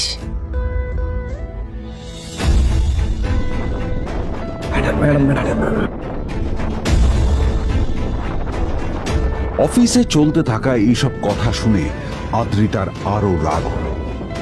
আদ্রিতা ক্যাবিনে যাওয়ার পরে রাগকে নিয়ন্ত্রণ করা ওর পক্ষে আরো কঠিন হয়ে গেল। ও তখন বুঝতেই পারছিল না যে ওর রাগ কিভাবে নিয়ন্ত্রণ করবে। আদ্রিতা এটাও ভাবছিল যে নীলের জন্য ওকে আর কত অপমানিত হতে হবে। এসব ভাবতে ভাবতেই আদ্রিতার চোখ গেল ওর বাবার ছবিটার দিকে।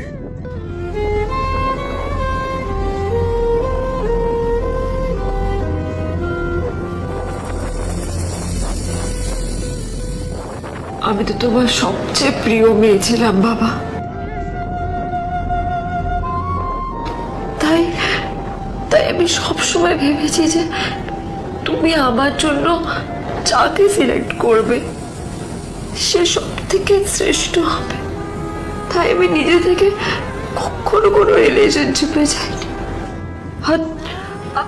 আর তোমার কাছে বিয়ের কোনো শর্তও রাখিনি। কিন্তু তুমি না আমার সাথে কি করলে? এই গাধাটার সাথে আমাকে বিয়ে দিলে। আমার জীবনটা নষ্ট হয়ে গেল, শেষ হয়ে গেল।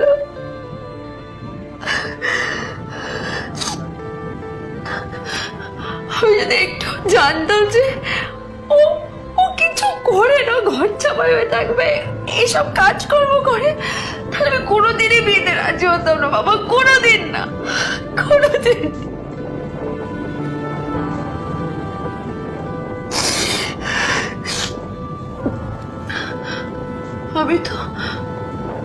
আমি তো সবসময় ভাবতাম যে বাবা মারা তাদের সন্তানের ভালো চায়, কল্যাণ চায়, তাদের জন্য চিন্তা করে,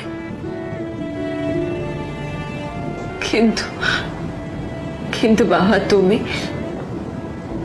আমার জন্য একটু চিন্তা করোনি।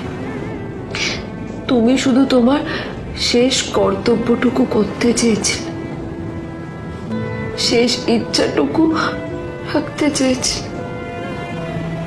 ব্যাস, পালন করা হয়ে গেছে, আর আমাদের তুমি ছেড়ে চলে গেলে। তুমি আমাকে ছেড়ে চলে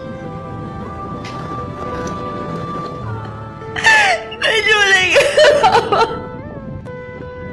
অন্যদিকে নীল রিউনিয়ন পার্টির জন্য হোটেল প্রাইম স্টারের দিকে রওনা হল। হোটেল প্রাইম স্টার ছিল শহরের সবচেয়ে দামি হোটেল। ওখানে শহরের সব বড় লোকেরা যাতায়াত করত। নীল যখনই তার পুরনো বাইকটা নিয়ে ওখানে পৌঁছলো, ওর পুরনো জামা কাপড়, পুরনো বাইক আর ওর পায়ে ছেঁড়া চপ্পল দেখে সিকিউরিটি গার্ড ওকে গেটের বাইরেই আটকে দিল। এই এই এই এই থাম থাম, এই কোথায় যাচ্ছিস শালা ভিখিরি? না না দাদা, আপনি আমাকে ভুল বুঝছেন। আসলে আমাকে ইনভাইট করা হয়েছে, আমি এই হোটেলেই এসেছি। শালা মিথ্যে কথা বলার জায়গা পাস না, হ্যাঁ? মিথ্যে কথা বলার আগে নিজের চেহারাটা তো দেখতিস। এটা একটা প্রাইম হোটেল, বুঝেছিস? এখানে সব শহরের বড় বড় লোকেরা তাদের বড় বড় গাড়ি নিয়ে আসে। শালা তোর মতো একটা ভিখিরি একটা ফ্যাট প্যাটে আওয়াজ বের করা বাইক নিয়ে চলে এসেছিস, আর আমি তোকে ঢুকতে দেবো না দাদা, আমাকে ইনভাইট করা হয়েছে। আমাকে শুনুন, শুনুন না, আরে চল আমাকে একবার ঢুকতে দিন আমাকে। আরে এখান থেকে নীল পড়ে যেতেই একটা দামি গাড়ি ওখানে এসে দাঁড়ালো। এই গাড়িটি আর অন্য কারো নয়, হোটেল স্যার। প্রাইমের মালিক মিস্টার খান্নার ছিল। কি হচ্ছে কি এটা? মানে- হোটেলের গেটের সামনে এসব এসব ক্যাশ চলছে এখানে। হোটেলের বদনাম হবে না এতে? স্যার দেখুন না, এই যে ভিখিরিটা হোটেলে ঢুকতে যাচ্ছে, আমি বারণ করছি, শুনছে না স্যার? ছাড়া, আপনি কি করতে আছেন? কে, কি হয়েছে দেখি দেখি কে? মিস্টার খান্না তার চশমা খুলে নীলের দিকে দেখলেন, আর ওনার মুখটা হাঁ হয়ে গেল।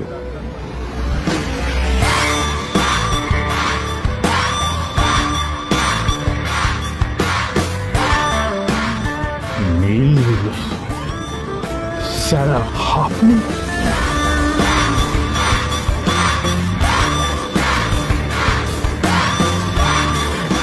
Extremely sorry sir.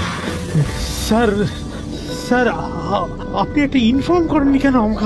আপনি আসবেন জানলে তো আমি নিজে রিসিভ করতে আসতাম আপনাকে। ছি ছি ছি ছি ছি ছি। ঠিক আছে, আপনি আপনি ব্যস্ত হবেন না প্লিজ। জানোইনি কে? নিজের বসকে এভাবে একজন ভিখারিকে হাতে পায়ে ধরতে দেখে গার্ডটিও অবাক হয়ে গেল। আরে sir, sorry sir, extremely sorry. আপনি আমার সঙ্গে আসুন।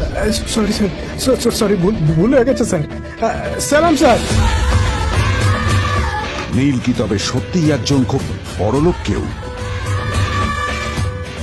জানতে পকেট এফএম এর এই সম্পূর্ণ গল্পটি শুনুন বস, দুনিয়া যার বসে, যেটা ভারতীয়রা সবচেয়ে বেশি শুনছে। বিনামূল্যে গল্প শুনতে নিচের ইনস্টল বাটনে ক্লিক করুন এবং পকেট এফএম ডাউনলোড করুন।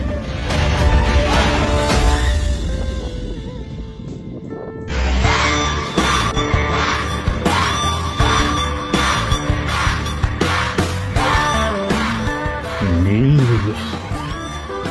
স্যার, আপনি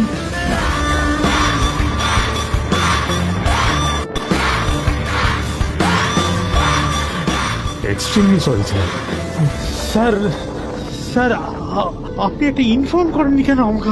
আপনি আসবেন জানলে তো আমি নিজে রিসিভ করতে আসতাম আপনাকে। ছি ছি ছি ছি ছি ছি। ঠিক আছে, আপনি আপনি ব্যস্ত হবেন না প্লিজ। জানোইনি কে? নিজের বসকে এভাবে একজন ভিখারিকে হাতে পায়ে ধরতে দেখে গার্ডটিও অবাক হয়ে গেল। আরে sir, sorry sir, extremely sorry. আপনি আমার সঙ্গে আসুন। সরি স্যার, সরি, ভুল হয়ে গেছে স্যার। সালাম স্যার। নীল কি তবে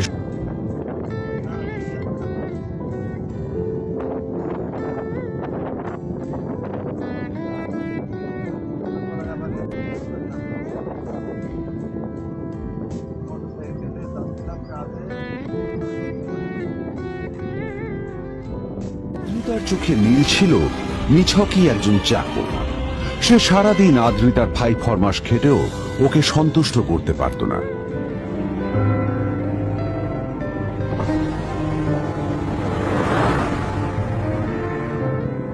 এত কিছুর পরেও কেন একজন ধনী বাবা তার মেয়েকে গরিব ছেলের সাথে বিয়ে দেন?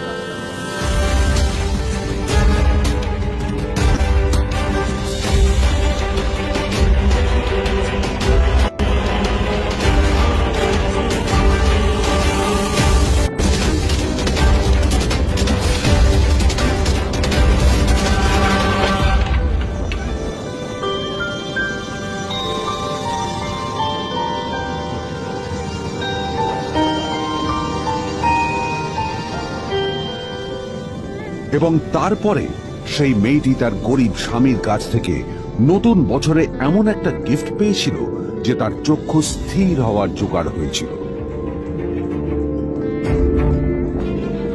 আর ওর স্বামী সম্পর্কে সত্যিটা জানার পর তো ও প্রায় অজ্ঞান হয়ে গিয়েছিল।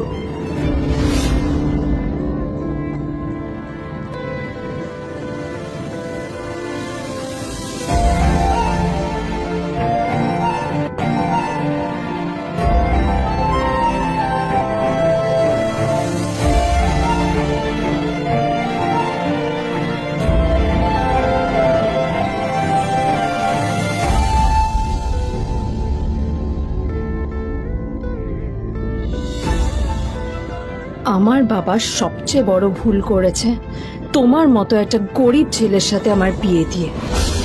আমার সব বন্ধুদের স্বামীরা ওদের কত দামি দামি গিফট দেয়, আর তুমি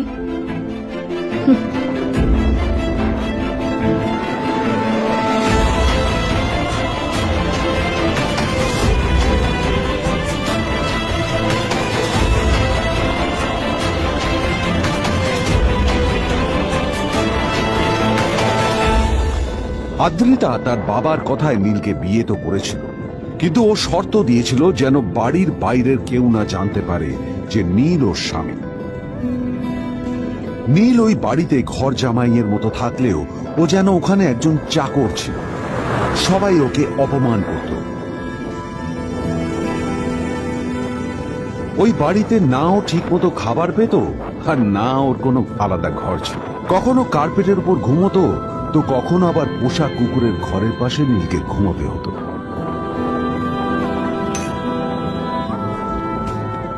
হাত খরচ মেটাতে ও এক জায়গায় ওয়েটারের কাজও করত। আদ্রিতা তার বন্ধুদের বলেছিল যে আদ্রিতা বিদেশে বিয়ে করেছে, আর তার স্বামী লন্ডনের একজন খুব বড় বিজনেসম্যান। কিন্তু যখন আদ্রিতার বন্ধুরা ওকে ওদের স্বামীদের দেওয়া দামি দামি গিফটগুলো দেখাতো, তখন লজ্জায় ওর ভিতরটা পুড়ে ছাই হয়ে যেত।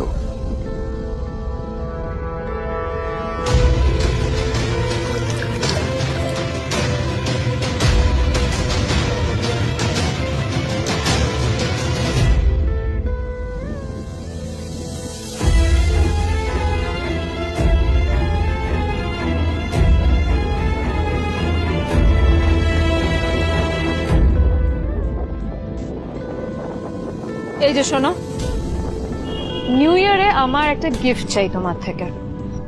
আর গিফট যেন দামি হয়, হ্যাঁ, মানে খুব দামি, কয়েক লাখ টাকা। ওকে? কয়েক লাখ টাকা? কিন্তু অদ্রিতা, এত টাকা আমি একসাথে কখনো দেখিনি। তোমাকে এত দামি গিফট আমি কি করে দেব? এটা তো তোমার বিয়ে করার আগে ভাবা উচিত ছিল। একজন পুরুষ মানুষ হয়ে নিজের স্ত্রীর এইটুকু ইচ্ছা তুমি পূরণ করতে পারবে না?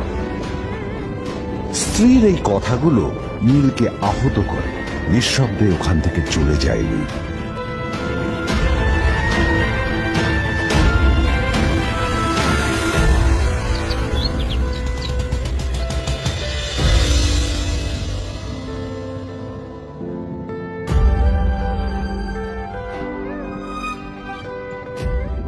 দুদিন পর নিউ ইয়ার পার্টির আগে নীল আদ্রিতার কাছে এসে একটা গিফট প্যাক দেয়।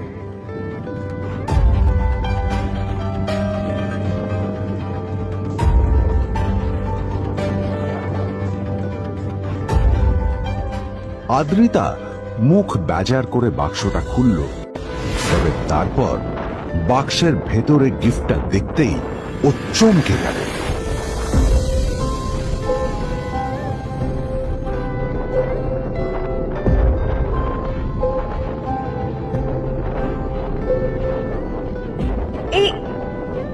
এই ফোনটা মানে এটা তো একটা স্পেশাল এডিশন, এটার দাম তো 3 কোটি টাকা।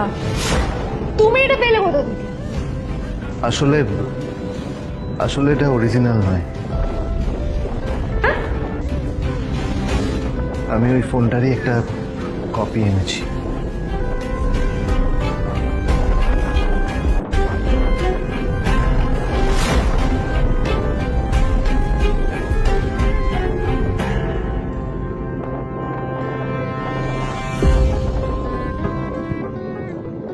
কিন্তু আদ্রিতার নীলের কথা একটু সন্দেহ হয়, কারণ ফোনটা দেখে একেবারেই আসল বলেই মনে হচ্ছিল। পরের দিনই আদ্রিতা ওই কোম্পানির শোরুমে গেল। এই ফোনটা একটু দেখুন না প্লিজ। ওয়াও, আচ্ছা ম্যাম, আপনি কি মিস্টার রয় চৌধুরীর বন্ধু? কে মিস্টার রয় চৌধুরী? ও আপনি কি ওই রয় চৌধুরী গ্রুপ অফ ইন্ডাস্ট্রিজ এর মালিকের কথা বলছেন? হ্যাঁ। না না, আমি ওনাকে চিনি না। আমি কেন, আমার মনে হয় কেউই ওনাকে চেনে না। বড় বড় মানুষেরাই ওনা দেখা পান না। আমিও কোনোদিন ওনাকে দেখিনি, কিন্তু সাডেনলি আপনি এই প্রশ্নটা করলেন কেন? অ্যাকচুয়ালি ম্যাম, আপনার হাতের এই ফোনটা আসলে এটা ফোনের স্পেশাল এডিশন। এই কাটিং, এই ডিজাইন, এই লোগো, এটা জাল করা ইজ নেক্সট টু ইম্পসিবল। আর গোটা ভারতে বিক্রি হওয়া এই ফোনের সেকেন্ড পিস এটা, যেটা মিস্টার রয় চৌধুরী কিনেছিলেন। সেতুরে জিজ্ঞেস করছি ম্যাম, আপনি এই ফোনটা কোথা থেকে পেলেন? তবে কি নীলই মিস্টার রয় চৌধুরী, নাকি নীল এই ফোনটা চুরি করেছে? বেকার নীলের কাছে কোটি টাকার ফোন কোথা থেকে এলো? নীলের সত্যিটা তাহলে কি? আর ও যদি সত্যি বড় লোক হয়ে থাকে, তবে ও নিজের শ্বশুর বাড়িতে খরচামাই হই বা থাকে কেন? আদ্রিতা এসব কথাই মনে মনে ভাবছিল। তবে আদ্রিতার বিশ্বাস ছিল যে কোনো না কোনো মতলব করেই নীল এই ফোনটা আদ্রিতার জন্য নিয়ে এসেছিল। কিছুদিন পর আদ্রিতা সেই ফোনটার কথা ভুলে গেল। নীল সকাল সকাল ঘুরতে বেরিয়েছে বাইরে।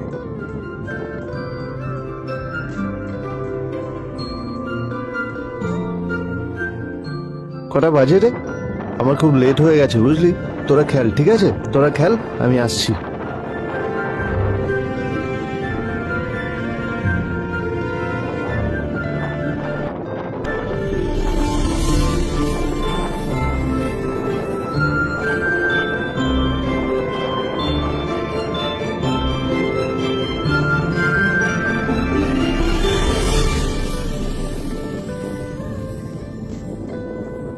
নীল, জল পড়ছে না কেন দেখো না।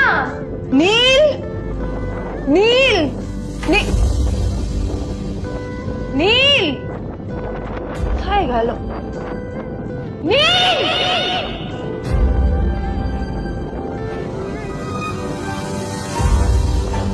নীল, নীলকে ডাকছে কেন বলতো? ওইদিকে বাড়িতে আদ্রিতা আর চিত্রা আশ্চর্য হয়ে গেল যে নীল হঠাৎ কোথায় উধাও হয়ে গেল।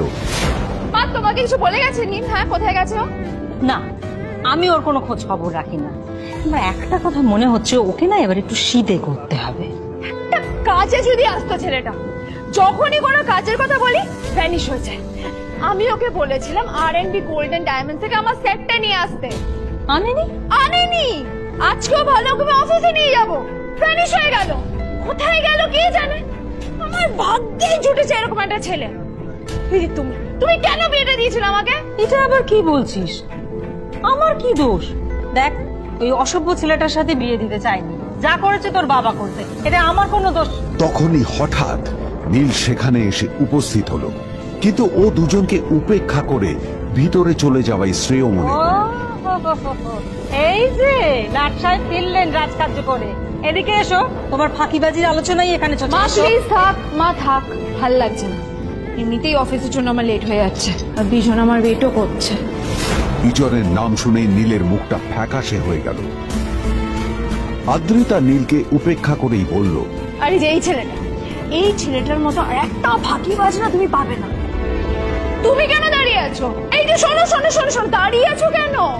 তোমাকে আমি বলেছিলাম আর&গোল্ড ডায়মন্ড তোমার সেটটা তুলেছো, তোলোনি তো। এইটা চাই না আমার। তুমি আমার সাথে অফিসে যাবে, ফেরার পথে তুমি সেটটা নিয়ে আসবে। তোমার জন্য সবসময় লেট হয়ে যাবে, তোমার জন্য বিরক্ত লাগে। আর ব্যাগটা নিয়ে ওর পেছন পেছন কোথায় যাচ্ছ? যা দিয়ে ওখানে রেখে এসো। নীল চিত্রার সাথে মাঝে মাঝে ঝগড়া করলেও তার স্ত্রী আদ্রিতার সাথে ও কখনো ঝগড়া করত না। সত্য সব অপদার্থ।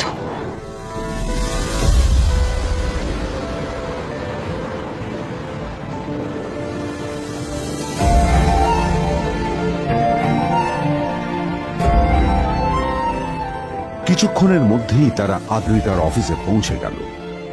আদ্রিতা গাড়ি থেকে নামতে নামতে দেখলো যে তার কাছে অনেকগুলো ফাইল আছে। নীলের দিকে তাকিয়ে ওকেই ফাইলগুলো নিয়ে ভেতরে আসতে বলল। চলো, হা করে দাঁড়িয়ে আছো কেন? ফাইলগুলো নিয়ে ভেতরে এসো।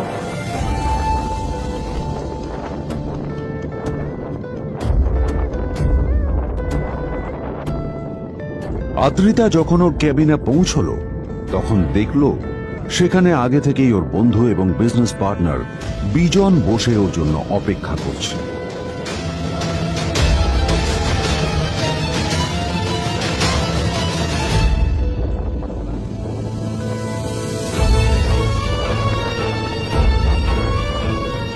কোথায় ছিলে বলো? আমি 1 ঘন্টা ধরে তোমার জন্য এখানে ওয়েট করছি। এই লোকটার কি কোনো কাজকর্ম নেই? 1 ঘন্টা ধরে বসে আমার স্ত্রী আদ্রিতার জন্য অপেক্ষা করছে। সরি বিজন, আমি খুবই দুঃখিত যে বাড়ির কিছু লোকের জন্য না আমার সবসময় লেট হয়ে যায়। আদ্রিতার কথা শোনার পর বিজনের 1 ঘন্টা অপেক্ষা করার অভিযোগ 1 মুহূর্তের মধ্যে মিলিয়ে গিয়েছিল। কি হলো? হাসছো কেন? লটারি পেলে নাকি? লটারি? হ্যাঁ, তুমি আসা মানে আমার কাছে লটারির থেকেও বেশি দাম। তবে তার থেকে কিঞ্চিত কম দামি একটা গিফট আমি তোমার জন্য এনেছি।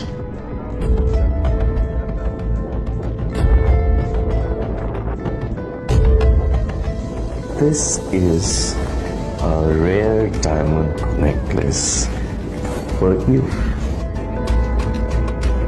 এটা আমার জন্য? সত্যি? এই শহরে এটা খুঁজে পাওয়া খুব বিরল। Just like you. Like it? Thank you. You're welcome. Thank you for the gift. আসি তাহলে এখন।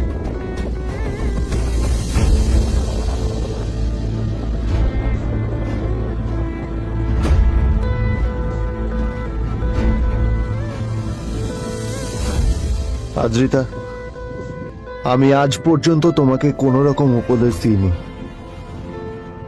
কিন্তু আজ আমি তোমাকে বলতে বাধ্য হচ্ছি। এই যে এই লোকটা তোমাকে শুধুমাত্র ইমপ্রেস করার জন্য একটা নকল সস্তার হীরের গয়না দিয়ে গেছে। এরকম একটা লোকের সাথে তোমার মেশা উচিত না। ভবিষ্যতে কিন্তু তুমি বিপদে পড়বে। আদ্রিতা, আমি তোমাকে কথা দিচ্ছি, আমি তোমার জন্য আসল রেয়ার একটা হীরের গয়না এনে দেবো, এর চেয়েও দামি, এর চেয়ে অনেক অনেক বেশি দামি। তার জন্য আমাকে যাই করতে হোক না কেন, আমি তোমাকে একদিন ঠিক এনে দেবো, ঠিক এনে দেবো তোমাকে। তাদের বিয়ে হয়েছে 2.5 বছর। এর মধ্যে প্রথমবার তার মনে হলো নীল তার জন্য লড়াই করছে। নীলের এই রূপটা দেখে আদ্রিতা চমকে গেল। আজ প্রথমবারের মতো আদ্রিতার মনে প্রশ্ন এলো, নীলকে নিজের থেকে দূরে সরিয়ে রেখে আমি কি কোনো ভুল করছি? না না, এটা আমি কি ভাবছি? বিজন আমার বিজনেস পার্টনার, ও আমাদের মেইন ইনভেস্টর। নীলের এই অ্যাকশনের কারণে বিজন আমার কোম্পানি থেকে ব্যাক আউট করে গেলে কি হবে? না না না না না, নীলের জন্য আমি আমার এত বছরের পরিশ্রমকে জলে দিতে পারি না। আমার নীলকে নয়, আমার বিজনকে প্রয়োজন। এইসব ভাবতে ভাবতে আদ্রিতার নীলের ওপর রাগ হতে শুরু করে। আদ্রিতার রাগ তখন চরমে উঠে যায়। আজ প্রথমবার নীল আদ্রিতার সাথে খারাপ ব্যবহার করেছে। How dare you! তোমার এত বড় সাহস! হ্যাঁ, তোমাকে কে অধিকার দেয় বলো তো যে তুমি আমারই অফিসে দাঁড়িয়ে আমাকেই এতগুলো উল্টোপাল্টা কথা তুমি শোনালে? তোমাকে এখানে আনাই আমার ভুল হয়েছে, সবচেয়ে বড় ভুল হয়েছে। এবার চুপচাপ এখান থেকে বেরিয়ে যাও, right now. Get out! Neel আদ্রিতার এই কথার কোনো উত্তর দিল না। নীল জানতো যে ও যতই কথা বাড়াবে আদ্রিতা ততই বেশি রেগে যাবে। আদ্রিতা যেন তেন ভাবে নিজের রাগ চেপে ব্যাপারটা ওখানে শেষ করার চেষ্টা করলো, কিন্তু ও তো জানতো না যে ব্যাপারটা তখন সবে শুরু হয়েছে। কি হলো, শুনতে পাচ্ছিস না? কালা নাকি? আমারই সামনে দাঁড়িয়ে আমার কেনা গিফট নিয়ে তুই মজা করলি? কত বড় সাহস রে তোর! নিজেকে তো বিক্রি করে দিলে ওরকম একটা ডায়মন্ড নেকলেস তুই কিনতে পারবি। তোর এই গরিবের পারফিউম, সস্তা শার্ট, পায়ে একটা ফাটা চপ্পল নিয়ে নিজেকে বড় হিরো মনে করছিস? তোর নিজের কত দাম সেটা তোর নিজের জানা উচিত। Zero, big zero. সালা খরচা মাই। চল।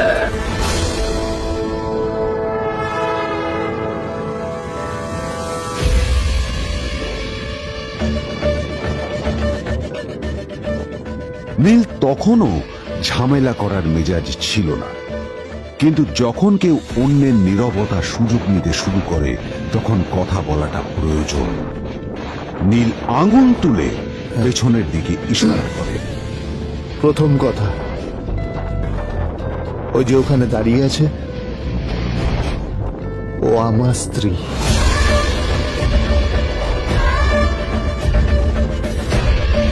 তাই আমার স্ত্রীকে তোমার নেকলেস দেওয়ার কোনো অধিকার নেই। ওকে যদি নেকলেস দিতে হয় তাহলে আমি দেব। তাই এসব ফ্রডগিরি বন্ধ করো। আর দ্বিতীয় কথা, যার পকেটে পয়সা নেই ঝনঝন আওয়াজ করা তার মানায় না।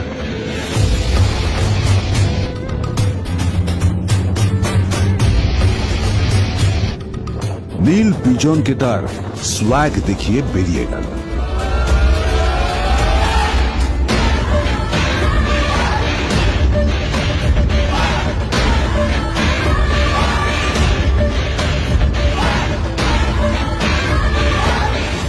আদ্রিতার রাগে গজগজ করছিল।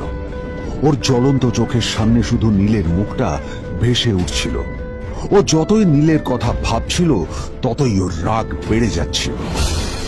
গত কয়েক মাস ধরে আদ্রিতার কোম্পানির অবস্থা একেবারেই ভালো ছিল না।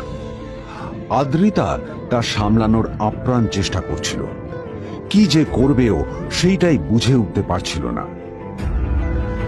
তারপর বিজনের সাথে ওর দেখা হলো, আর তখনই বিজনের সাথে ওর বন্ধুত্ব হলো। বিজন একটা খুব বড় পরিবারের সদস্য। আজ বিজন শুধুমাত্র আদ্রিতার কোম্পানির একজন বিজনেস পার্টনারই নয়, সাথে বড় ইনভেস্টর। আর শুধুমাত্র বিজনের কারণেই আদ্রিতার কোম্পানি এখনো চলছে। এই কোম্পানির সমস্ত লস বিজনই বহন করে এবং আদ্রিতারও ওকে তাই খুব প্রয়োজন। বিজনের সাথে বন্ধুত্ব করা আদ্রিতার পক্ষে সহজ কাজ ছিল না। অনেক কাঠখড় পুড়িয়ে আদ্রিতা ওর কাছাকাছি এসেছিল। সবকিছু ঠিকঠাকই চলছিল, সবকিছুই আদ্রিতার প্ল্যান অনুযায়ী হচ্ছিল, কিন্তু নীল আজ এসে সবকিছু নষ্ট করে দিল। কি দরকার ছিল বুঝতে পারছি না। কি দরকার ছিল নীলের বিজনকে এতগুলো কথা শোনানোর? এবার বিজন আমাকে টাকা দেবে কিনা সেটাও জানি না। আমার কোম্পানিতে ইনভেস্ট করতে চাইবে কিনা সেটাও বুঝতে পারছি না। কি করব?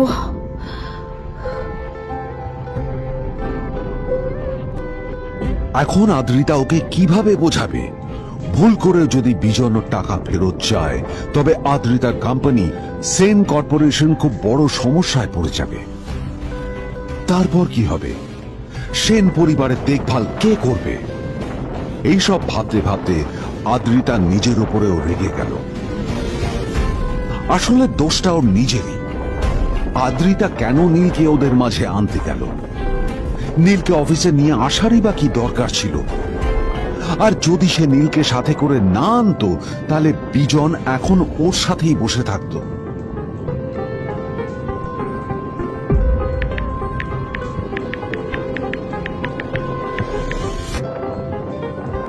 প্যামেলা, আমি মিটিংয়ে বেরোবো, আমার চেঞ্জটা একটু নিয়ে এসো প্লিজ। Thank you. আর অন্যদিকে সেন কর্পোরেশনের অফিস থেকে বেরিয়ে নীলের খুব ফুরফুরে লাগছিল। তখনই হঠাৎ ওর ফোনটা বেজে উঠল। ফোনটা ছিল মিস্টার রায় চৌধুরী। তিনি ছিলেন শহরের সব থেকে বড় বিজনেসম্যান। হ্যাঁ মিস্টার রায়চৌধুরী, আমি আপনাকেই ফোন করতে যাচ্ছিলাম। আমি একজন বিশেষ লোকের সাথে তোমার একটা মিটিং ফিক্স করেছি। ওর অ্যাড্রেস আমি তোমাকে টেক্সট করে দিয়েছি। আমি চাই তুমি ওই লোকটার সাথে মিট করো। ঠিক আছে, আমি যে কোনো কারোর সাথে দেখা করতে পারি, কিন্তু তার জন্য আপনাকে আমার দুটো শর্ত মানতে হবে। প্রথমটা, আমার জন্য একটা রেয়ার হীরের নেকলেস আপনাকে জোগাড় করে আনতে হবে। আর দ্বিতীয়টা, আমি আপনাকে টেক্সট করছি, এটাও কিন্তু একই রকম জরুরি। এই দুটো কাজ আপনাকে যত তাড়াতাড়ি সম্ভব করে ফেলতে হবে আমার জন্য, ঠিক আছে? তোমার অ্যাকাউন্টে কিছু টাকা পাঠিয়েছি।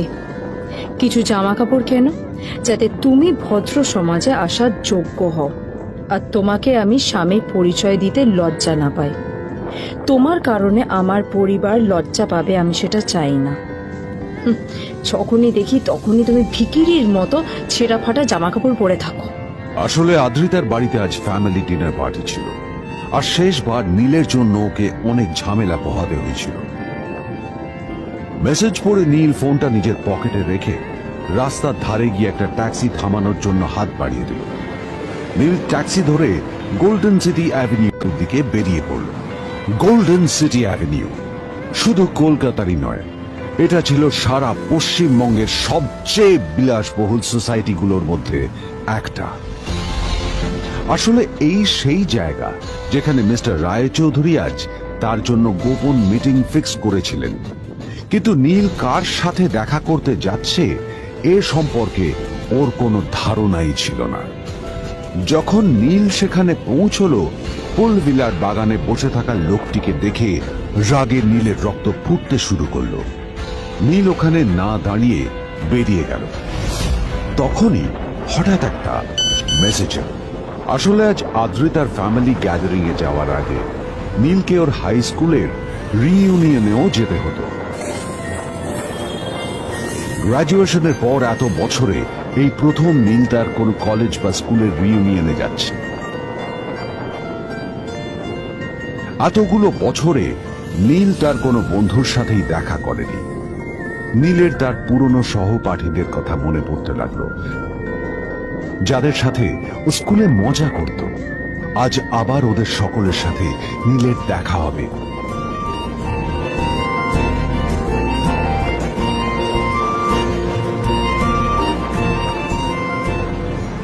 আর এই সব কিছু ভেবেই নীল এক্সাইটেড হয়ে যাচ্ছিল। আসলে সোহিনীকে নীল তার স্কুল টাইমে পছন্দ করত।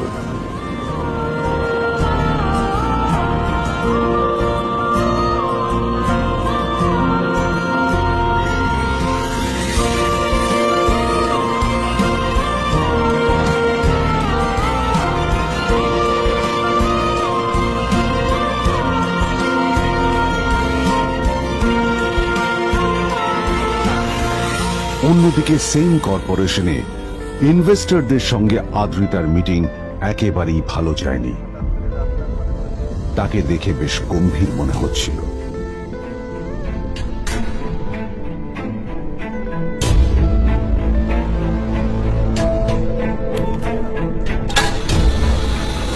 ভাই, পৃথিবীতে এমন লোকও আছে কি দেমাগ দেখলি? হ্যাঁ, কাজকর্ম তো কিছু করার নেই, আর কিছু করেও না। হ্যাঁ, শুধু চলে এসছে আমাদের ম্যাডামকে রাগাতে। এই 1 বছরে না কিচ্ছু বদলায়নি। আরে আমি তো ভেবেছিলাম যে এর সাথে ম্যাডামের আর কোনো সম্পর্কই নেই, কিন্তু না, এখন যা দেখছি উল্টে ম্যাডামের মাথায় উঠে নাচছে। আমার মাঝে মাঝে মনে হয় এদের দুজনের বিয়ে কিভাবে হলো। আর বিয়ে তো অনেক পরের কথা, 2 বছর হয়ে গেলে এদের এখনো ডিভোর্স হলো না। হ্যাঁ, আমার তো ভাবলে কিরকম অবাক যা লাগে। বলেছিস।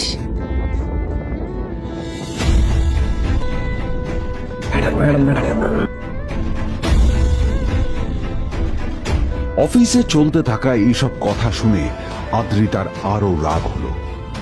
আদ্রিতা ক্যাবিনে যাওয়ার পরে রাগকে নিয়ন্ত্রণ করা ওর পক্ষে আরো কঠিন হয়ে গেল। ও তখন বুঝতেই পারছিল না যে ওর রাগ কিভাবে নিয়ন্ত্রণ করবে। আদ্রিতা এটাও ভাবছিল যে নীলের জন্য ওকে আর কত অপমানিত হতে হবে।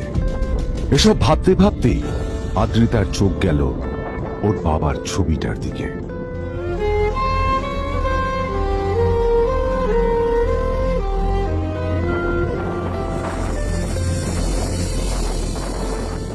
আমি তো তোমার সবচেয়ে প্রিয় মেয়ে ছিলাম বাবা। তাই তাই আমি সবসময় ভেবেছি যে তুমি আমার জন্য যাকে সিলেক্ট করবে সে সব থেকে শ্রেষ্ঠ হবে। তাই আমি নিজে থেকে কখনো কোনো রিলেশনশিপে যাইনি, আর তোমার কাছে বিয়ের কোনো শর্তও রাখিনি। কিন্তু কিন্তু তুমি না আমার সাথে কি করলে? এই গাধাটার সাথে আমাকে বিয়ে দিলে। আমার জীবনটা নষ্ট হয়ে গেল, শেষ হয়ে গেল।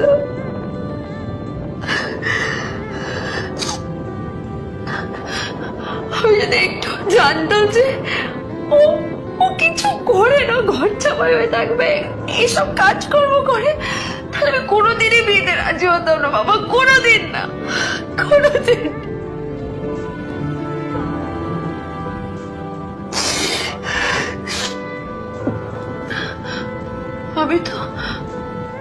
আমি তো সবসময় ভাবতাম যে বাবা মারা তাদের সন্তানের ভালো চায়, কল্যাণ চায়, তাদের জন্য চিন্তা করে।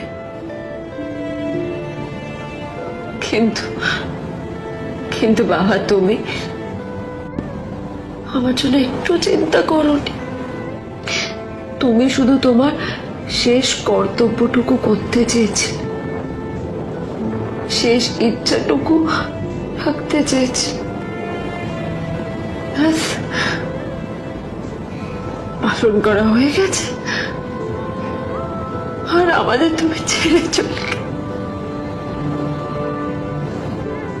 তুমি আমাকে ছেড়ে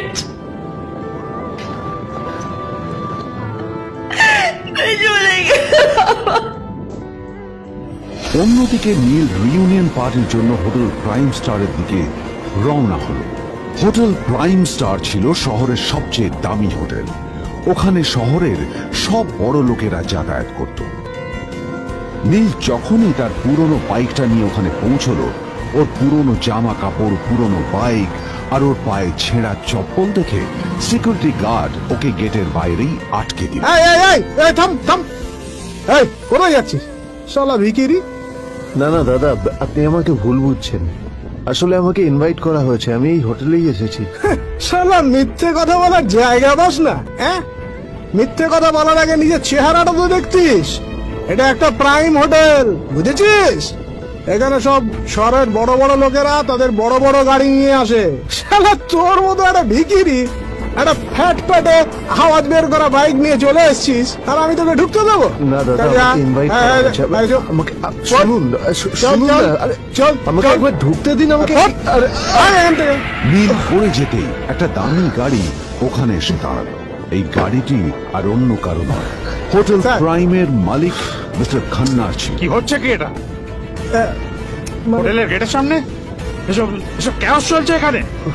হোটেলের বদনাম হবে না এতে? স্যার দেখুন না, এই যে ভিখিরিটা হোটেলে ঢুকতে যাচ্ছে, আমি বারণ করছি, শুনছে না স্যার? ছাড়া, আপনি কি করতে আছেন? কে কি হয়েছে দেখি? দেখি কে? মিস্টার খান্না তার চশমা খুলে নীলের দিকে দেখলেন আর ওনার মুখটা হাঁ হয়ে গেল।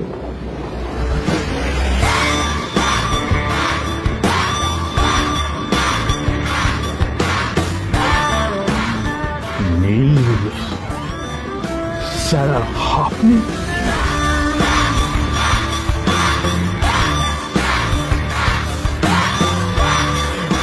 Extremely sorry sir.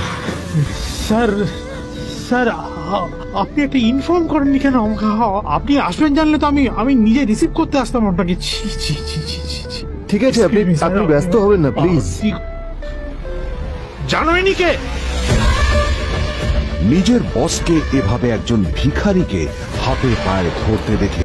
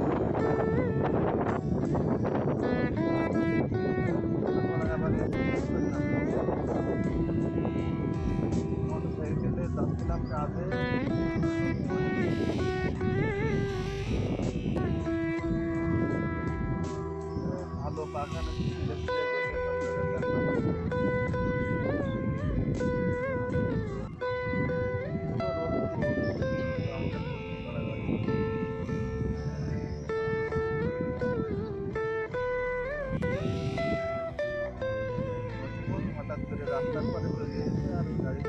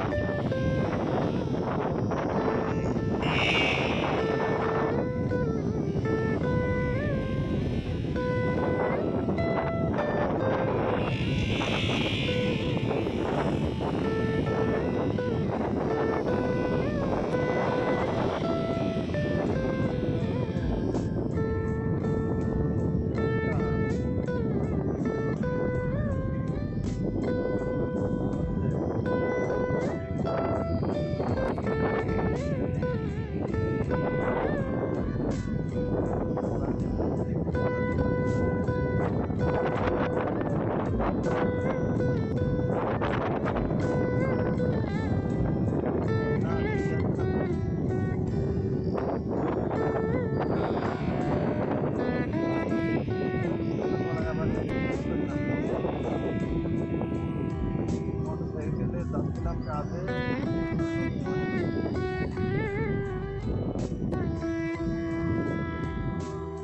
ভালো বাগানে